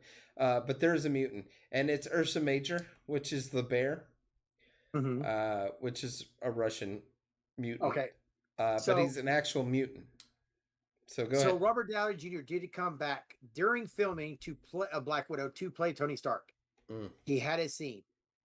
Okay. They cut that scene in the final See. cut. There you go. So he did come back. But I mean, when they said once this is done, we're done. Yeah. We're done. So, well, and the only other person that can't come back and voice really cannot come back and voice their character in the What If series is T'Challa. Yeah. Because unless they did it way before he passed, there's just no way that he can come back to play his character. I'm not 100% sure. I think maybe he did record his lines before. My wife knows more. Steph, did he record his lines or not? He might have. Let me see. I think he did record his lines before. Well, if they did, it'll be. Let me see something real quick. It'll be in his IMDb. They're not listing it anywhere as the last thing that they show is Black Panther. As far as the Marvel movies, no. I take that back. Yeah. He did at 34 credits. What If TV series post production T'Challa as Star-Lord. I think yeah. So he did. Yeah, it's his final. Lines. Yeah, it's his final part that he did. Yeah, it was his final role. So that's really going to be cool. Is the last. We're going to get to see the last time that Chadwick Boseman portrayed T'Challa. Yeah, which is it's going to. Now we know that it is actually him. It's going to be a tearful moment too. Yeah, because it's going to be actually his voice with the animation, and like I said, I think Brie Larson, Chris Evans, Robert Downey Jr. are the only three that didn't come back and voice their lines. But yeah, T'Challa coming, Chadwick Boseman, fantastic. Yeah, it's going to be bittersweet. It's going to be cool because it's Wakanda forever. And, I'm looking at the cast. Well, it does say Robert Downey Jr. playing Iron Man for the cast, and Chris Hemsworth. Chris Hemsworth, yeah, but I don't think Chris Evans did his voice. So the cast that they've got right now that they're showing right now online for the What If cast is, let's go to the actual IMDb, because I don't know if when you Google, it shows the cast. I don't know if it goes off of IMDb. What If TV series? Let's go to cast. Yeah, Chris Hemsworth did, but Chris Evans did not. So we've got Jeffrey Wright. Oh, nice. As the Watcher. He is going to be voicing the Watcher. Nice. We've got Haley Atwell as Peggy Carter. Josh Brolin as Thanos. Nice. Who does it? I mean, you can't do Thanos without Josh Brolin, though. Yeah. I mean, like the voice. Yeah. Dominic Cooper as Howard Stark. So we're getting the actor who played Howard in Captain America. Yes, that's what I'm saying. I think they really went and tried to get every original actor to play the characters. Yeah. Let me see. All cast and crew. Sam Munch as Nick Fury. Michael B. Jordan as Eric Killmonger. Neil McDonough as Dum Dum Dugan. Nice. Jeremy Renner as Clint Barton. Nice. Michael Rooker as Yondu. Rooker. So the only characters it doesn't list is Captain America and Tony Stark. It's the only characters that they don't list, but we do see them because we see them. Yeah, what about Captain Marvel? I don't think Brie Larson came back to do her lines either. That's what I'm looking at. Because we saw a clip of her too. Yeah, so, and they don't list. Yeah, Captain I think Marvel. they all got recast with voice actors. And these are all one episodes, so each one of these episodes is going to be one story. Yeah, so there'll probably be. I want to say at least 7-10 episodes of What If. If I'm guessing. 10 episodes. 10 episodes. Oh, there's 10. Yeah, 10 episodes. Right. So each one of them will have their own different, except for Tony and, Killmonger have the story together. because you see that in the clips. Yeah. So we've got Taiki Waititi coming back to play Korg. Korg, nice. Stanley Tucci coming back to play Dr. Erskine. Nice. Chris Sullivan coming back to play Taserface. Taserface. I don't know who Chris Sullivan is. I'm trying to think. Oh, okay. He plays in This Is Us. Okay. So I know who that is now. We've got Mark Ruffalo coming back to play Bruce Banner, especially playing Bucky Barnes. Paul Rudd to play Ant-Man. Yeah. Natalie Portman coming back to play Jane Foster. Michael B. Jordan to play Killmonger. Toby Jones to play Arnim Zola. Jimon Hansu to play Korath. Nice. Tom Hiddleston to play Loki. Chris Hemsworth to play Thor. Good Lord. Can you say it? Can you say that word? Sean Gunn to play Kraglin. Frank Grillo to play Brock Rumlow. Yeah, you know who Sean Gunn is? It's James Gunn's brother. Oh, really? Yeah. Okay. Gunn. I didn't know that. His last name's Gunn. Okay.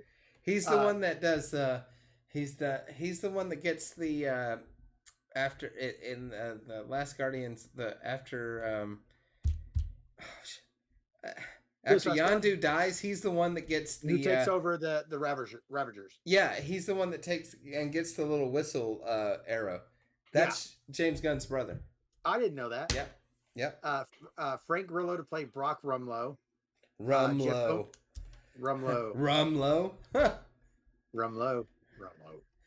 Which is also Crossbones, if you guys don't know who Rumlow is.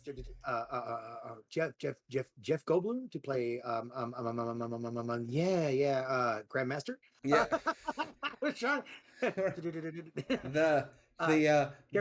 The melting stick, that whole scene was hilarious. Oh man, he's like, I didn't really want to melt him. Right.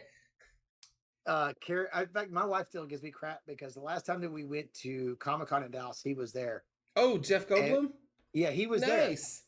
there. And my wife wanted a meeting, but she wanted to get a picture taken with him. But because it was mine and my son's birthday gift for all of us to go, she let me and him pick, and we picked who? Jason Momoa and the guy Tom Cavanaugh. Oh, because we were big fans of The Flash because he plays Harrison Wells. Yeah. And I still get crap to this day because I didn't pick Jeff Goldblum. I'm gonna tell you what, if we ever go, me and my family ever go to a Comic-Con and Sebastian Stan is there, my daughter will murder everyone in line of sight of him to get to him. So we're actually getting one here in Abilene in December. No shit. Yes. So you remember last year they were going to have one, but they canceled it. I didn't know that. They had finally talked to Abilene and letting us have one. They started way back in the day we were supposed to get that Star Trek, and that's where John Delancey. I was going to see John Delancey, and then all that happened, and then my wonderful wife. About a year or two ago, they had. So the ones that put on the app, they're going to put the one on here. Put on the one in Angelo. Angelo's not too far from me either. Yeah, and they have a yearly one, and so does Permian Basin, and they're the same ones that do the Permian Basin one. So they were going to do one here. They were at first they called it Key City Comic Con. They had a lot of problems with the convention center here, and they ended up killing it. Yeah. Well, I found out recently that they are getting it on. They've actually booked their first guest. Let's get it on. So we are actually getting a Comic Con here. Nice. Okay. Now Dallas, we were going to go to. I don't think we're going to be able to because my wife had to switch jobs. Mm-hmm. So we're not going to be able to go. Which really this is like they're having a Star Trek here, because they have What's wrong with that? Well, nothing's wrong with that. What's wrong with that? Okay, you said no. Your tone implied there was something wrong with it. No. Oh no. No, what I mean. We're gonna fight. I'm gonna fight you. No. All right, step outside. We're gonna fight. What I mean by that is most of the guests this year that they're having are Star Trek guests. Oh, okay. Star Trek celebrities. So we've got Chekhov is going to be there. Walter Koenig. Yeah, he's going to be there. Uh, Shatner's going to be there. Sulu's going to. George Takei is going to be there. William Shatner's gonna be there. We have to go. Sorry, I had to shout at my wife.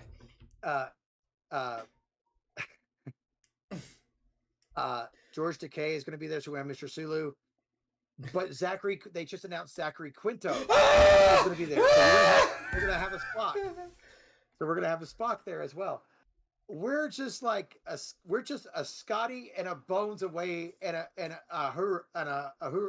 Listen, from having the whole Enterprise crew. If Carl Urban shows up, for one, Carl Urban was not only in Star Trek, he was also in Lord of the Rings as Aramir.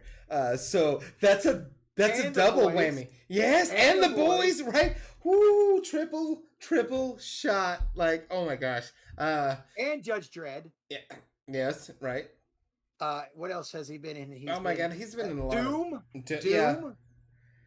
Yeah. He's been in a lot of he is very versatile. I love Carl Urban, but my favorite thing he does, my favorite thing he does is The Boys. I love his Billy Butcher.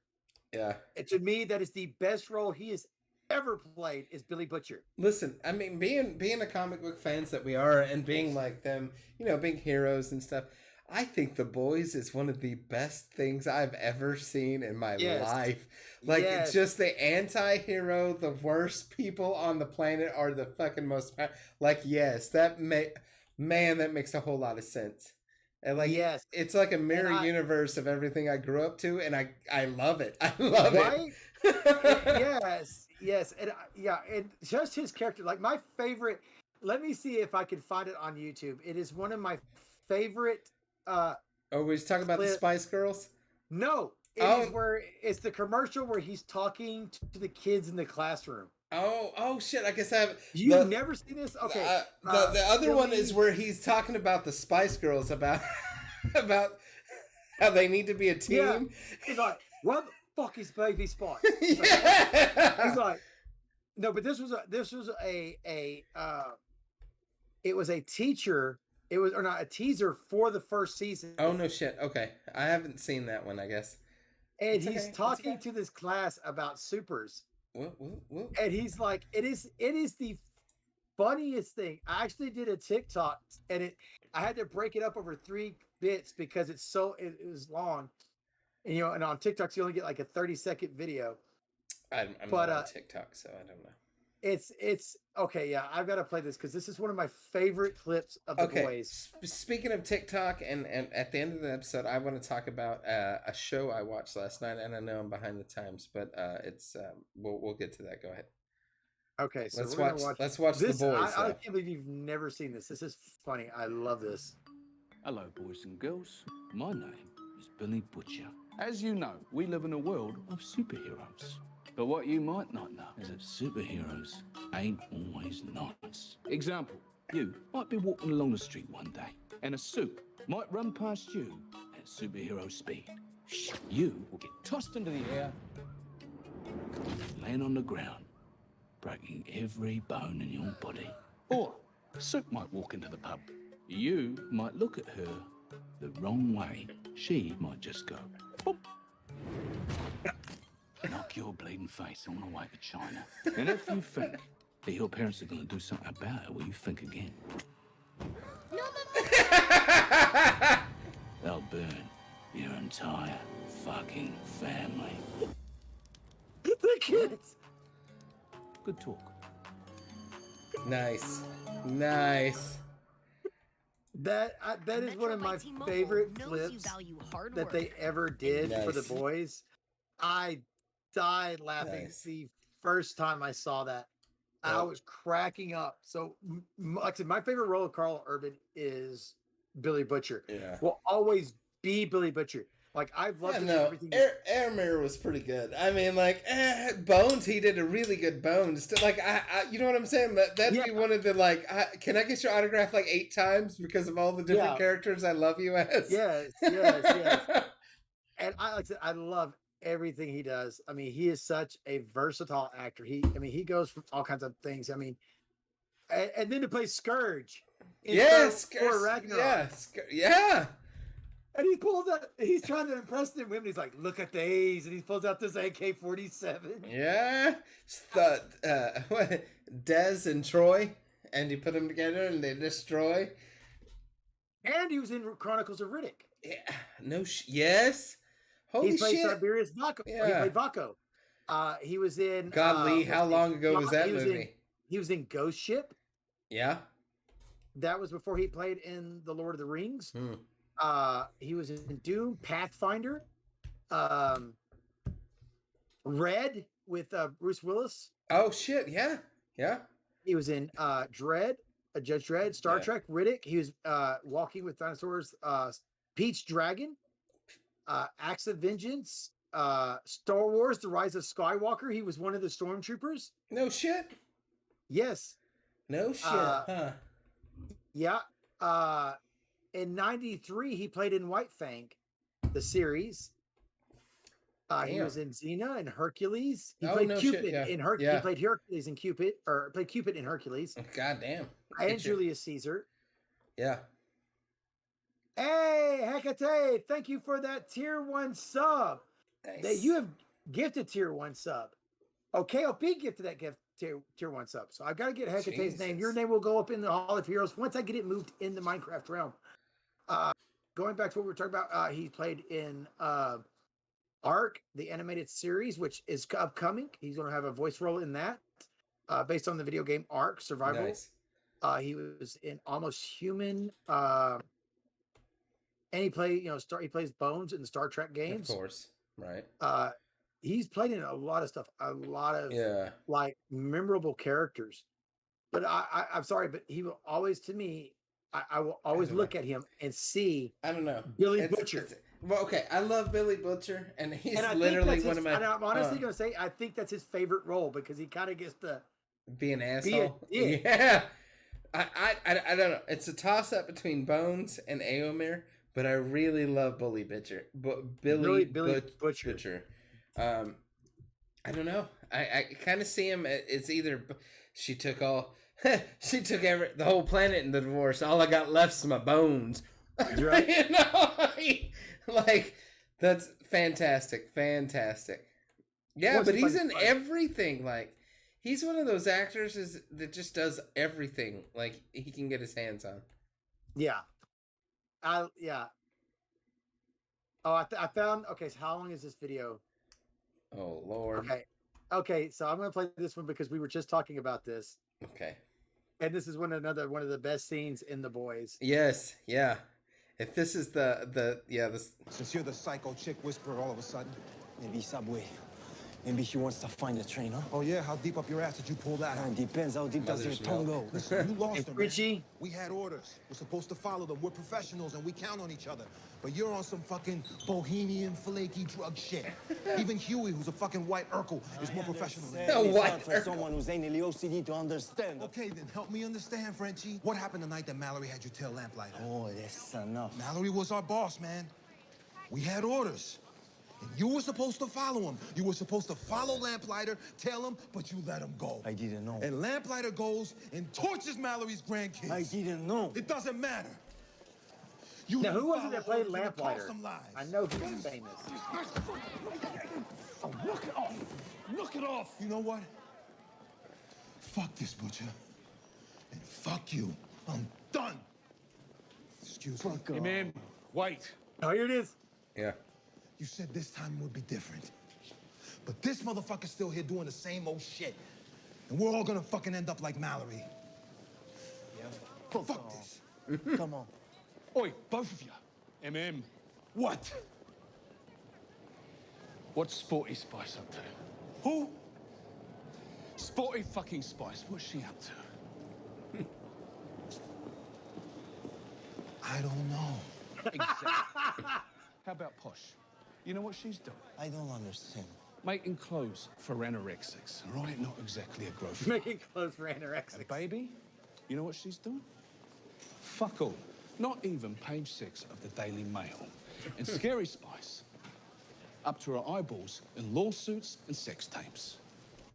Ginger, on the other hand, has released 3 albums: Passion, Schizophrenic, and Scream If You Want to Go Faster. The they'll all make your ears bleed. You see, when they're apart, they're absolute fucking rubbish. But you put them together, they're the goddamn fucking Spice Girls.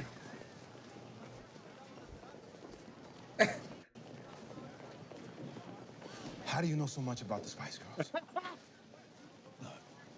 The point is, right? That's beside we this. all shine by ourselves. We need each other. We need each other. We're fucking dead in the water. Now, you guys can beat the living fucking shit out of each other. I really don't care. It ain't gonna change the past.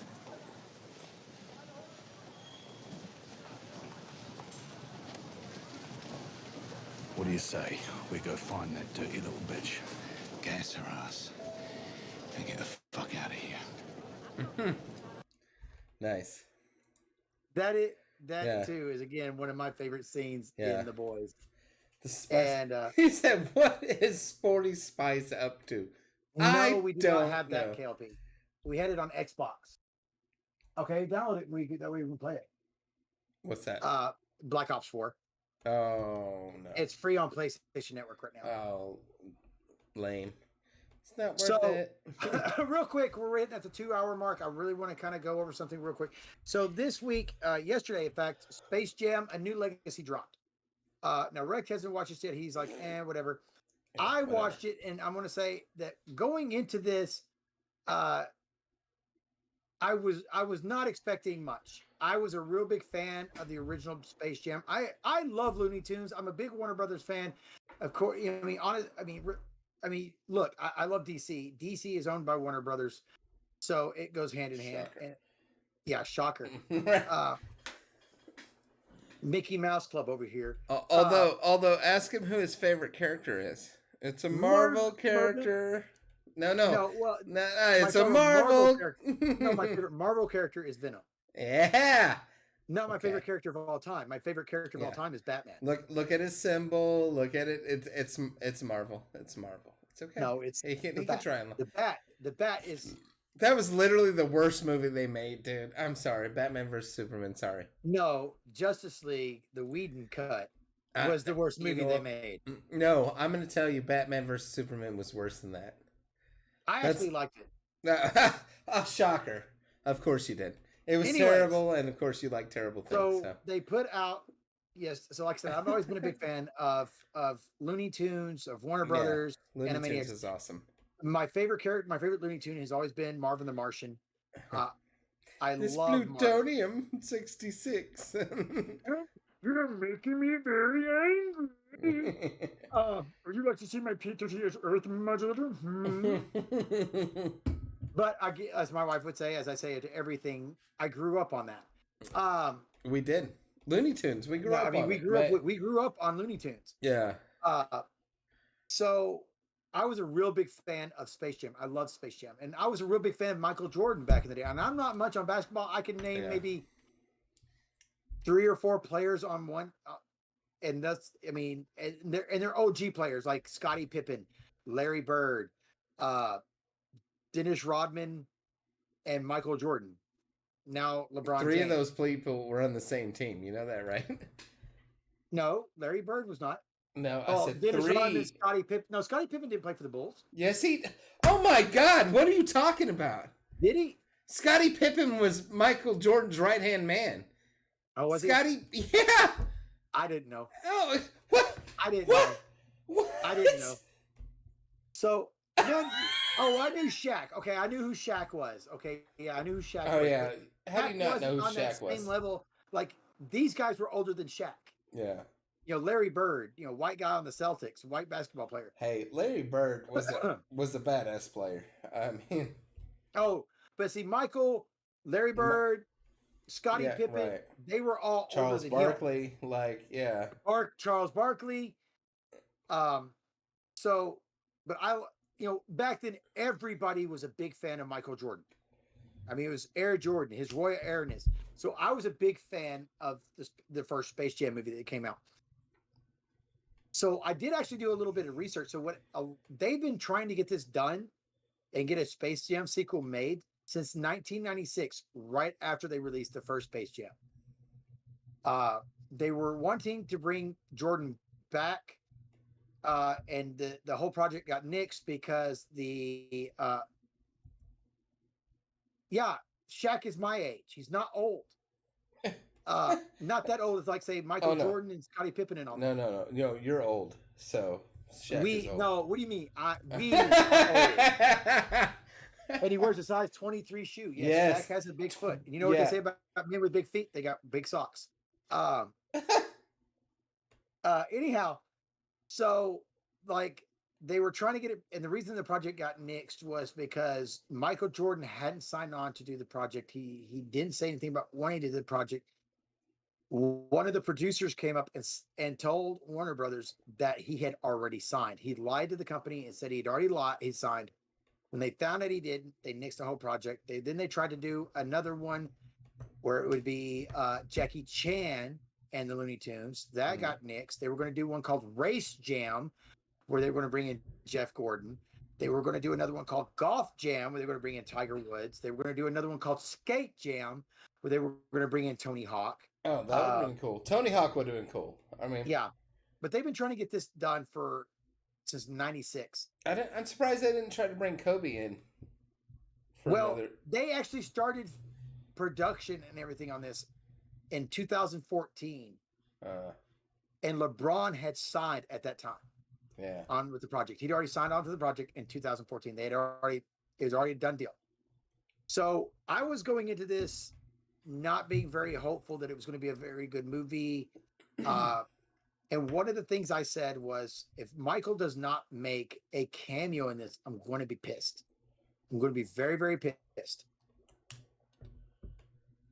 And so we watched the Shaq's not my age. He's old enough to be my dad. He's your age, though. Laugh out loud. So you're saying I'm old enough to be your dad? Anyway, that's my wife talking. So anyhow, we watched this last night, and I was actually impressed. I liked it. It was a really good movie. A lot of laughs, a lot of one-line jokes. I'm not going to spoil. I'm not really going to spoil it because it's just because it came out yesterday. But there is one thing I am going to spoil.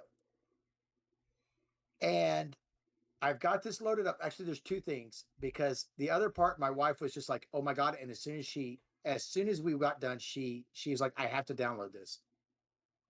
So there's two things I'm going to show from the movie. One of them, like I said, if Michael Jordan didn't make a cameo in this movie, I was going to be mad as hell. So I have Michael Jordan's cameo queued up. And now let me say something beforehand. Now, when they did an interview with Don Cheadle, who plays Al-G Rhythm, he plays on a logarithm inside the Warner servers. They did an interview with Don Cheadle, and he said that Michael Jordan would be making a cameo in this, but it's not what you think. So we're going to show this real quick. Now, the quality of this video is not good because it was bootlegged. Nice. So this is Michael Jordan's cameo in Space Jam: A New Legacy.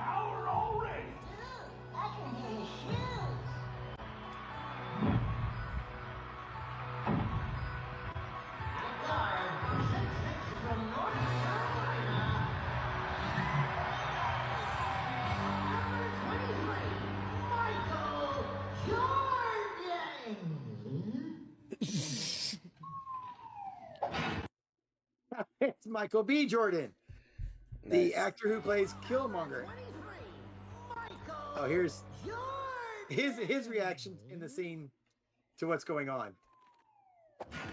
Come on, man. That's Michael B. Jordan, the actor. I was just getting some popcorn, and then this cat grabbed me. We couldn't get Michael A. Jordan, so we got... So we got Michael B. Jordan. So we get Michael B. Jordan. Now the other video that I've got, my wife this was one of her favorite scenes, and let's see, history. is this scene right here. This is an official clip. There's nothing like kicking back with the fam after a long from IGN. They put this up here, and me and my wife just sat there the entire time going like this. And I'm not going to tell you what the scene is, but it is hilarious. Oh, we rapping now? We rapping? Show 'em who you really are, notorious P.I.G.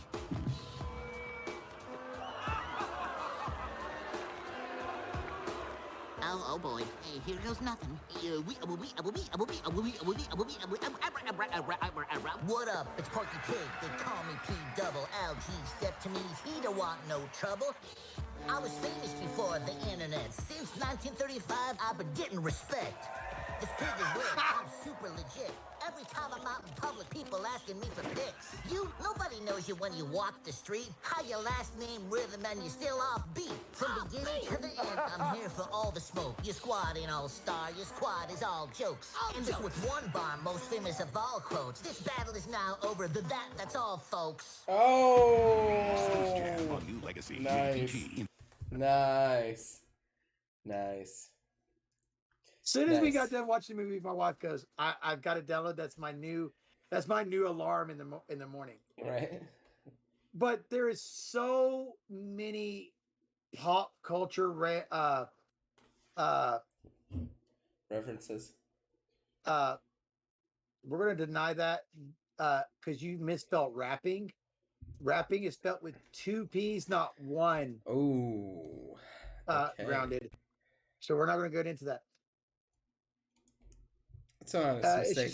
She said, as soon as I can make it happen, I will be a soundbite on your stream. Yeah. What? Wicka. I've been, it was just like, I was famous before the internet. I've been getting mad respect since 1935. I've been getting mad respect. Nice. For and real. And he's like, so now this rap battle's over, and that's wickety. That's all, folks. And he drops the mic.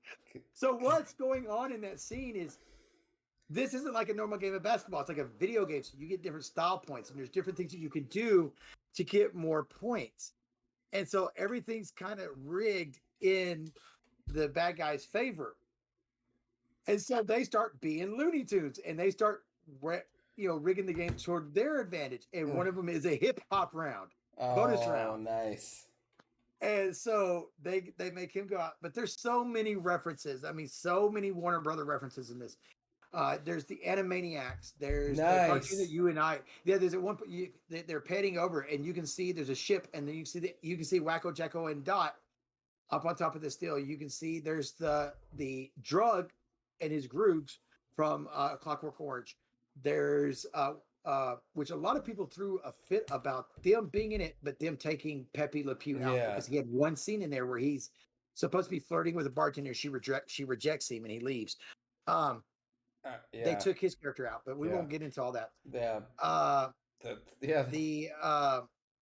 There's a Danny DeVito Penguin. There's a Michelle Pfeiffer Catwoman. There's an Eartha Kitt Catwoman. Nice. There is a 66 Batman and Robin and Joker. There's a modern Joker. There is White Walkers. There's a Arnold Schwarzenegger Mr. Freeze. Who was the original Catwoman though? That was Julie Newmar. Yes, there you go. Good job. Julie Newmar. Right, good job. Eartha Kitt made it famous, but Julie Newmar was the first one. There's Julie Newmar, Eartha Kitt, and Lee Mayweather. Yeah.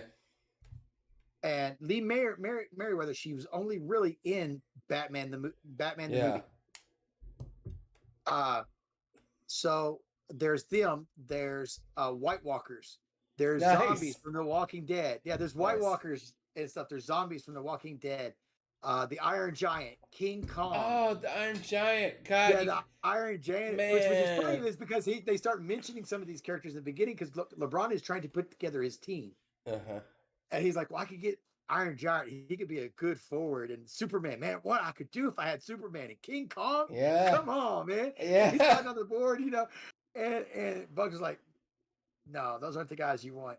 But then there's like, you see in the crowd, who else? You see Pennywise.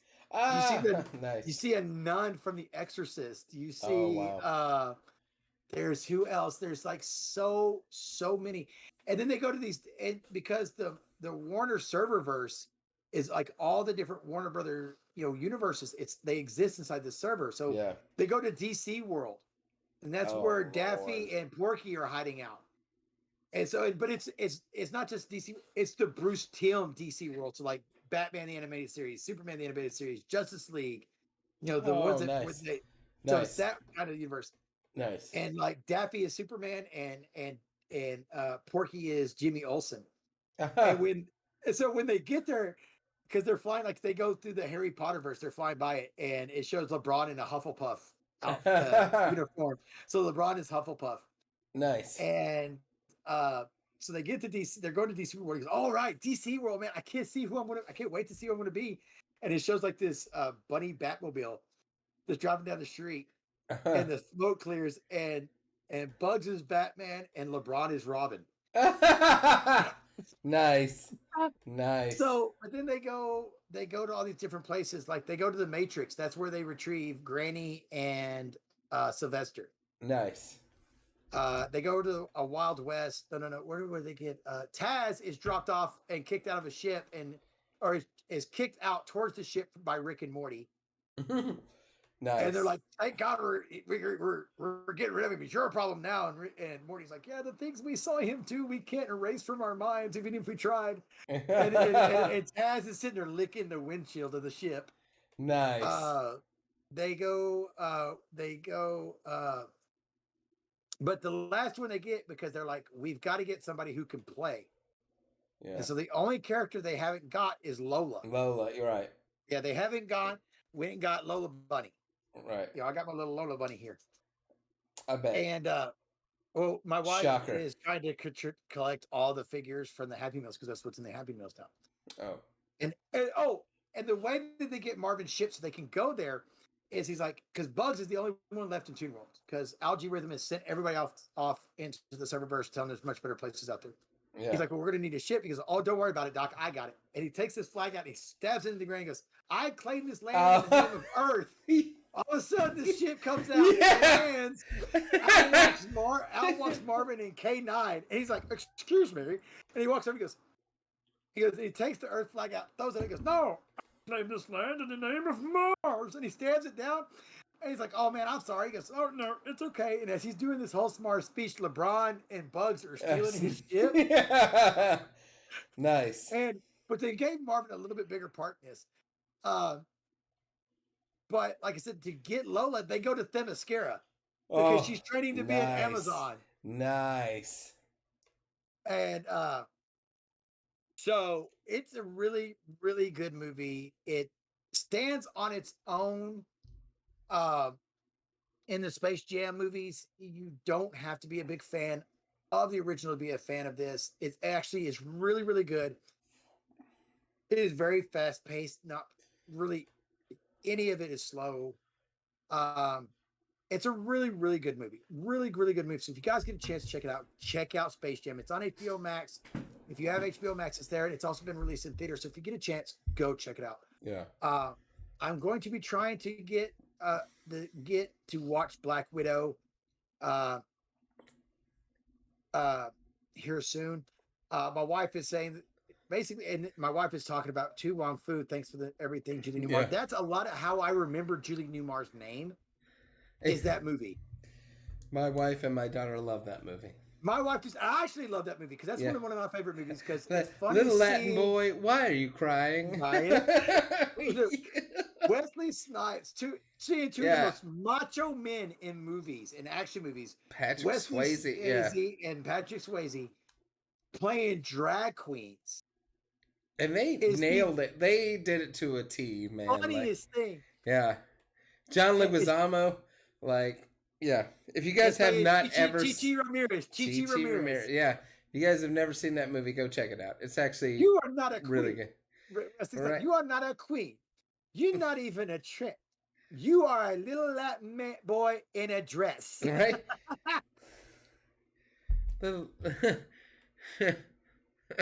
she said, Noxema, why is that little Latin boy in drag crying? Little Latin boy in drag, why are you crying?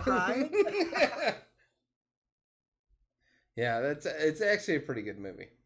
It is a really good movie. If you guys have never seen Tu Wong Fu, thanks for everything. Julie Newmar. You need to watch that movie. It is one of the best movies ever made with Patrick Swayze. Yeah. Because it is and even with Wesley Snipes, because these are characters that are totally outside of the character ranges that they normally play. Yeah.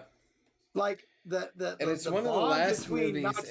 The bond between Noxzema and the little old lady is funny. Oh yeah, and it's one of the last movies Patrick Swayze did before he passed away. And before he left acting. Well, no, he died, dude. He had cancer. No, he died. Yeah, but Tu Wong Fu was made way way before he got sick. But that's one of the reasons he left, because he was so sick. But it's a really good movie. Really good movie. In fact, go check it out. Just go check it out. I was about to say I'll bring up Tu Wong Fu trailer. There you go. That's all you have to type in. Tu Wong Fu trailer. Yeah. And this is, this is one of the greatest films with Patrick. I'm not a big Patrick Swayze fan. I can maybe name, right off the bat, movies he's been on off one hand. And so I've never been a real big Patrick Swayze fan. I know Dirty Dancing. I know Roadhouse. Ghost. And I was about to say, if you forget Ghost, Roadhouse and Dirty, those are the top three. Actually, I think this is the top one of the top four. So, yeah. But yeah, Roadhouse, that was my mom's favorite. Well, Ghost. Yeah. I mean, And my wife said, what she said? She said, I love that Rhett can quote it. Not exactly nerd news. All those cool kids watch Tu Wong Fu. Yeah, nerds. Nerds. Listen, my mom introduced me. My mom introduced me to some quality movies that I would have never watched on my own. The Birdcage. Yeah, right. Yeah. So I'm just saying, favorite Robin Williams movies. My mom made me watch those movies, and I was just like, oh my gosh! But they were great movies. They were actually really good. So I can't. Yeah. So if y'all guys have never seen this movie, this is a damn good movie. This is the trailer for it. It's called Tu Wong Fu. Thanks for everything, Julie Newmar. And it's about 3 drag queens who are played by John Leguizamo, Wesley Snipes. Patrick Snipes and Wesley Snipes. Patrick Swayze and Wesley Snipes. Yeah. And you can see them all 3 on the cover right there. Wesley Snipes, he's been a killer and a commando. Patrick Swayze, he's been a heartthrob and a hero. But these tough guys are about to face the most physically challenging roles of their careers. Let's give it to him, girls. Meet Vita Bohème. Enchanté. Why are you crying? Maybe she just found out Menudo broke up. Noxzema Jackson. Jesse's daughter. And their protege, Chichi Rodriguez. I'm the Latino Marilyn Monroe. I got more legs than a bucket of chicken. They were headed for Hollywood. Think of it as Easy Rider in dresses. On a sacred mission. Let's take this. Robin Williams is in this. Yeah. Across the land. Yeah.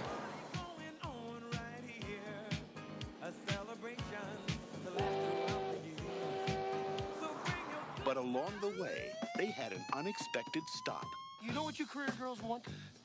Careers? Career sugar. That's Sean Penn's brother. Yeah.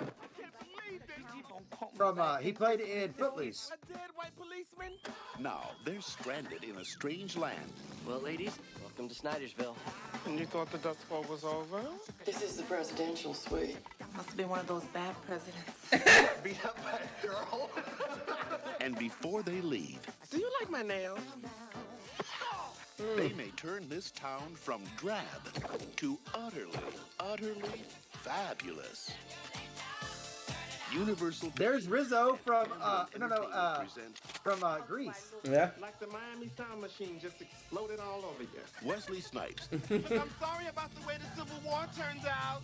I gather you like hitting ladies. Some ladies need to get hit. And John Leguizamo. I gotta go. I got cramps. I got cramps. Thanks for everything, Julie Newmar. Turn it. Yeah, it's actually a really good movie. It is really, really good movie. Why are you crying, little Latin boy in a dress?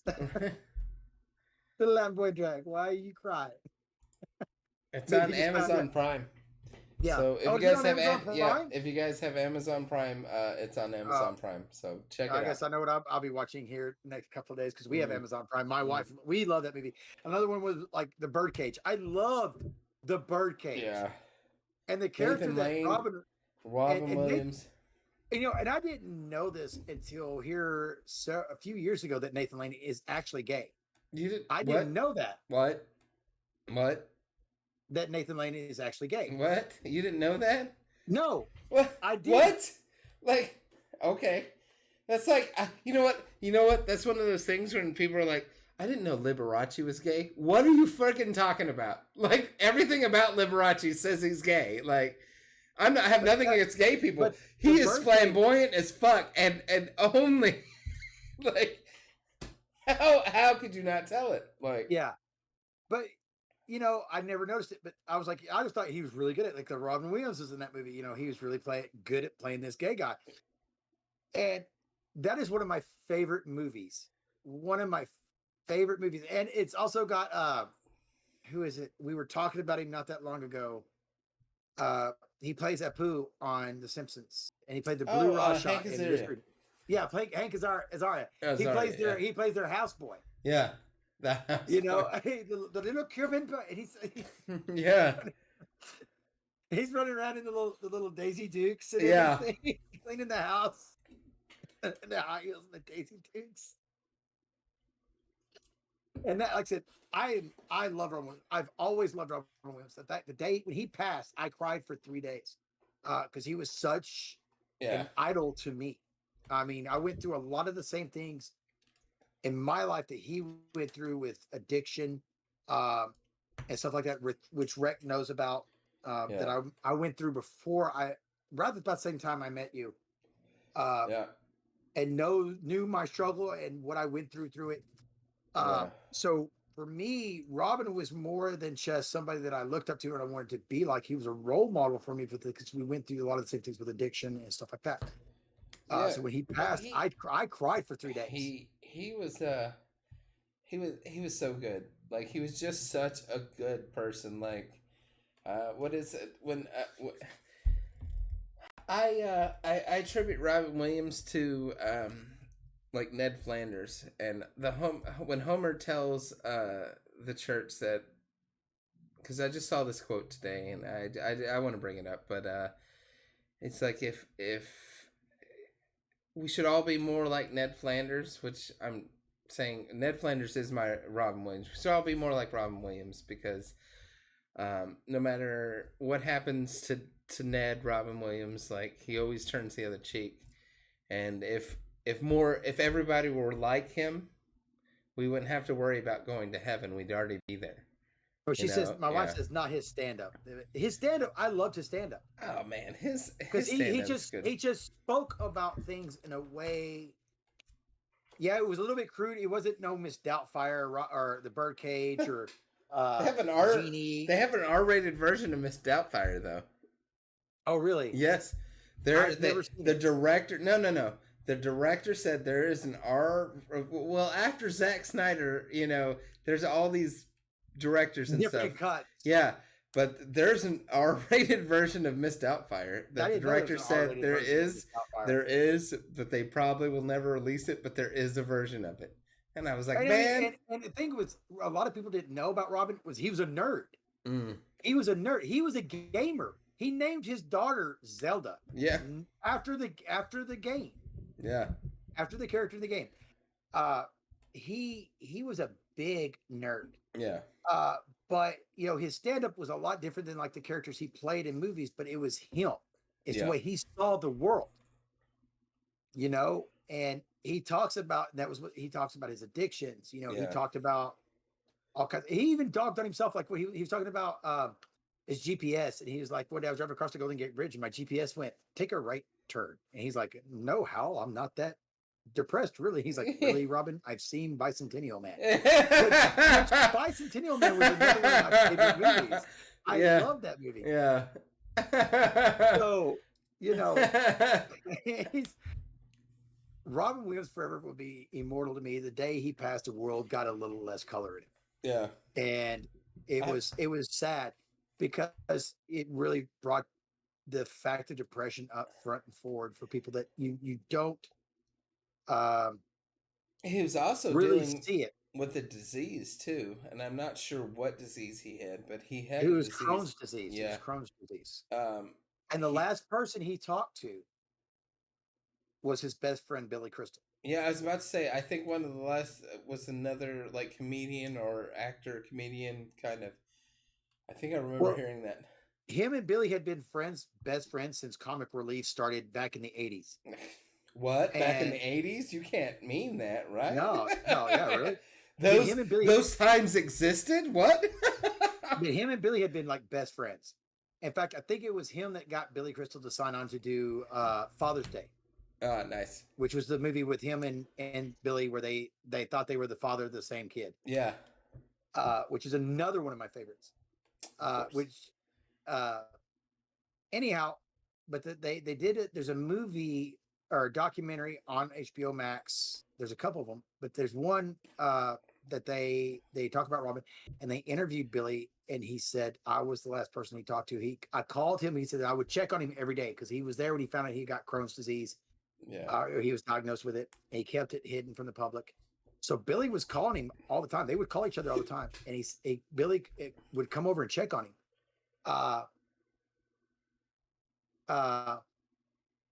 And he said Billy had called him and told him, he said, "Hey man, I'm just calling to let you know, me and my wife are leaving. We're going out of the country for a couple weeks. If you need anything, call me." And Robin told him, "No, man, I'm fine. I'm okay." Right. Billy was the last person he talked to because it was that night that he killed himself.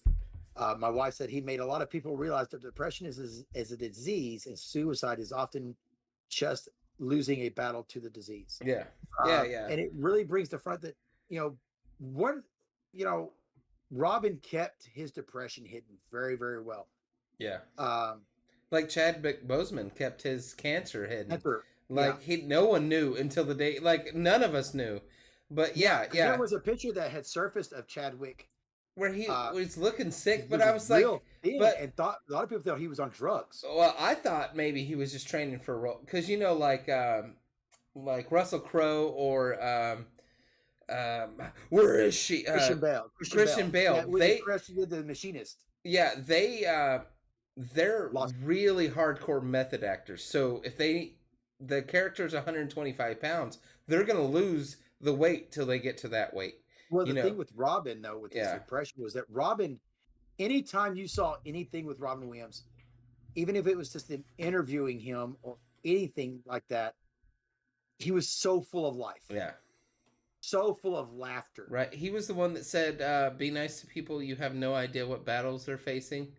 Yeah. Yeah. And he was just, so it was something that when it came out that he was suffering from depression. Yeah.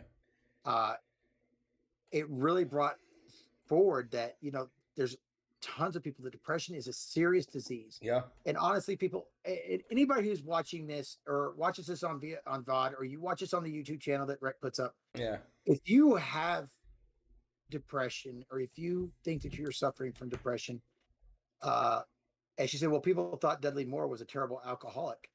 But if you're suffering, if you have depression, but she said, "Oh, but he had a rare brain disease." Yeah. I didn't know that. If you feel like there's no way out, you are more than welcome to come to my channel. You're more than welcome to come to Rex's channel. Reach out to us. Talk to somebody. There is a National Suicide Hotline. There's someone to talk to. There's somebody to talk to. Somebody out there. Reach out.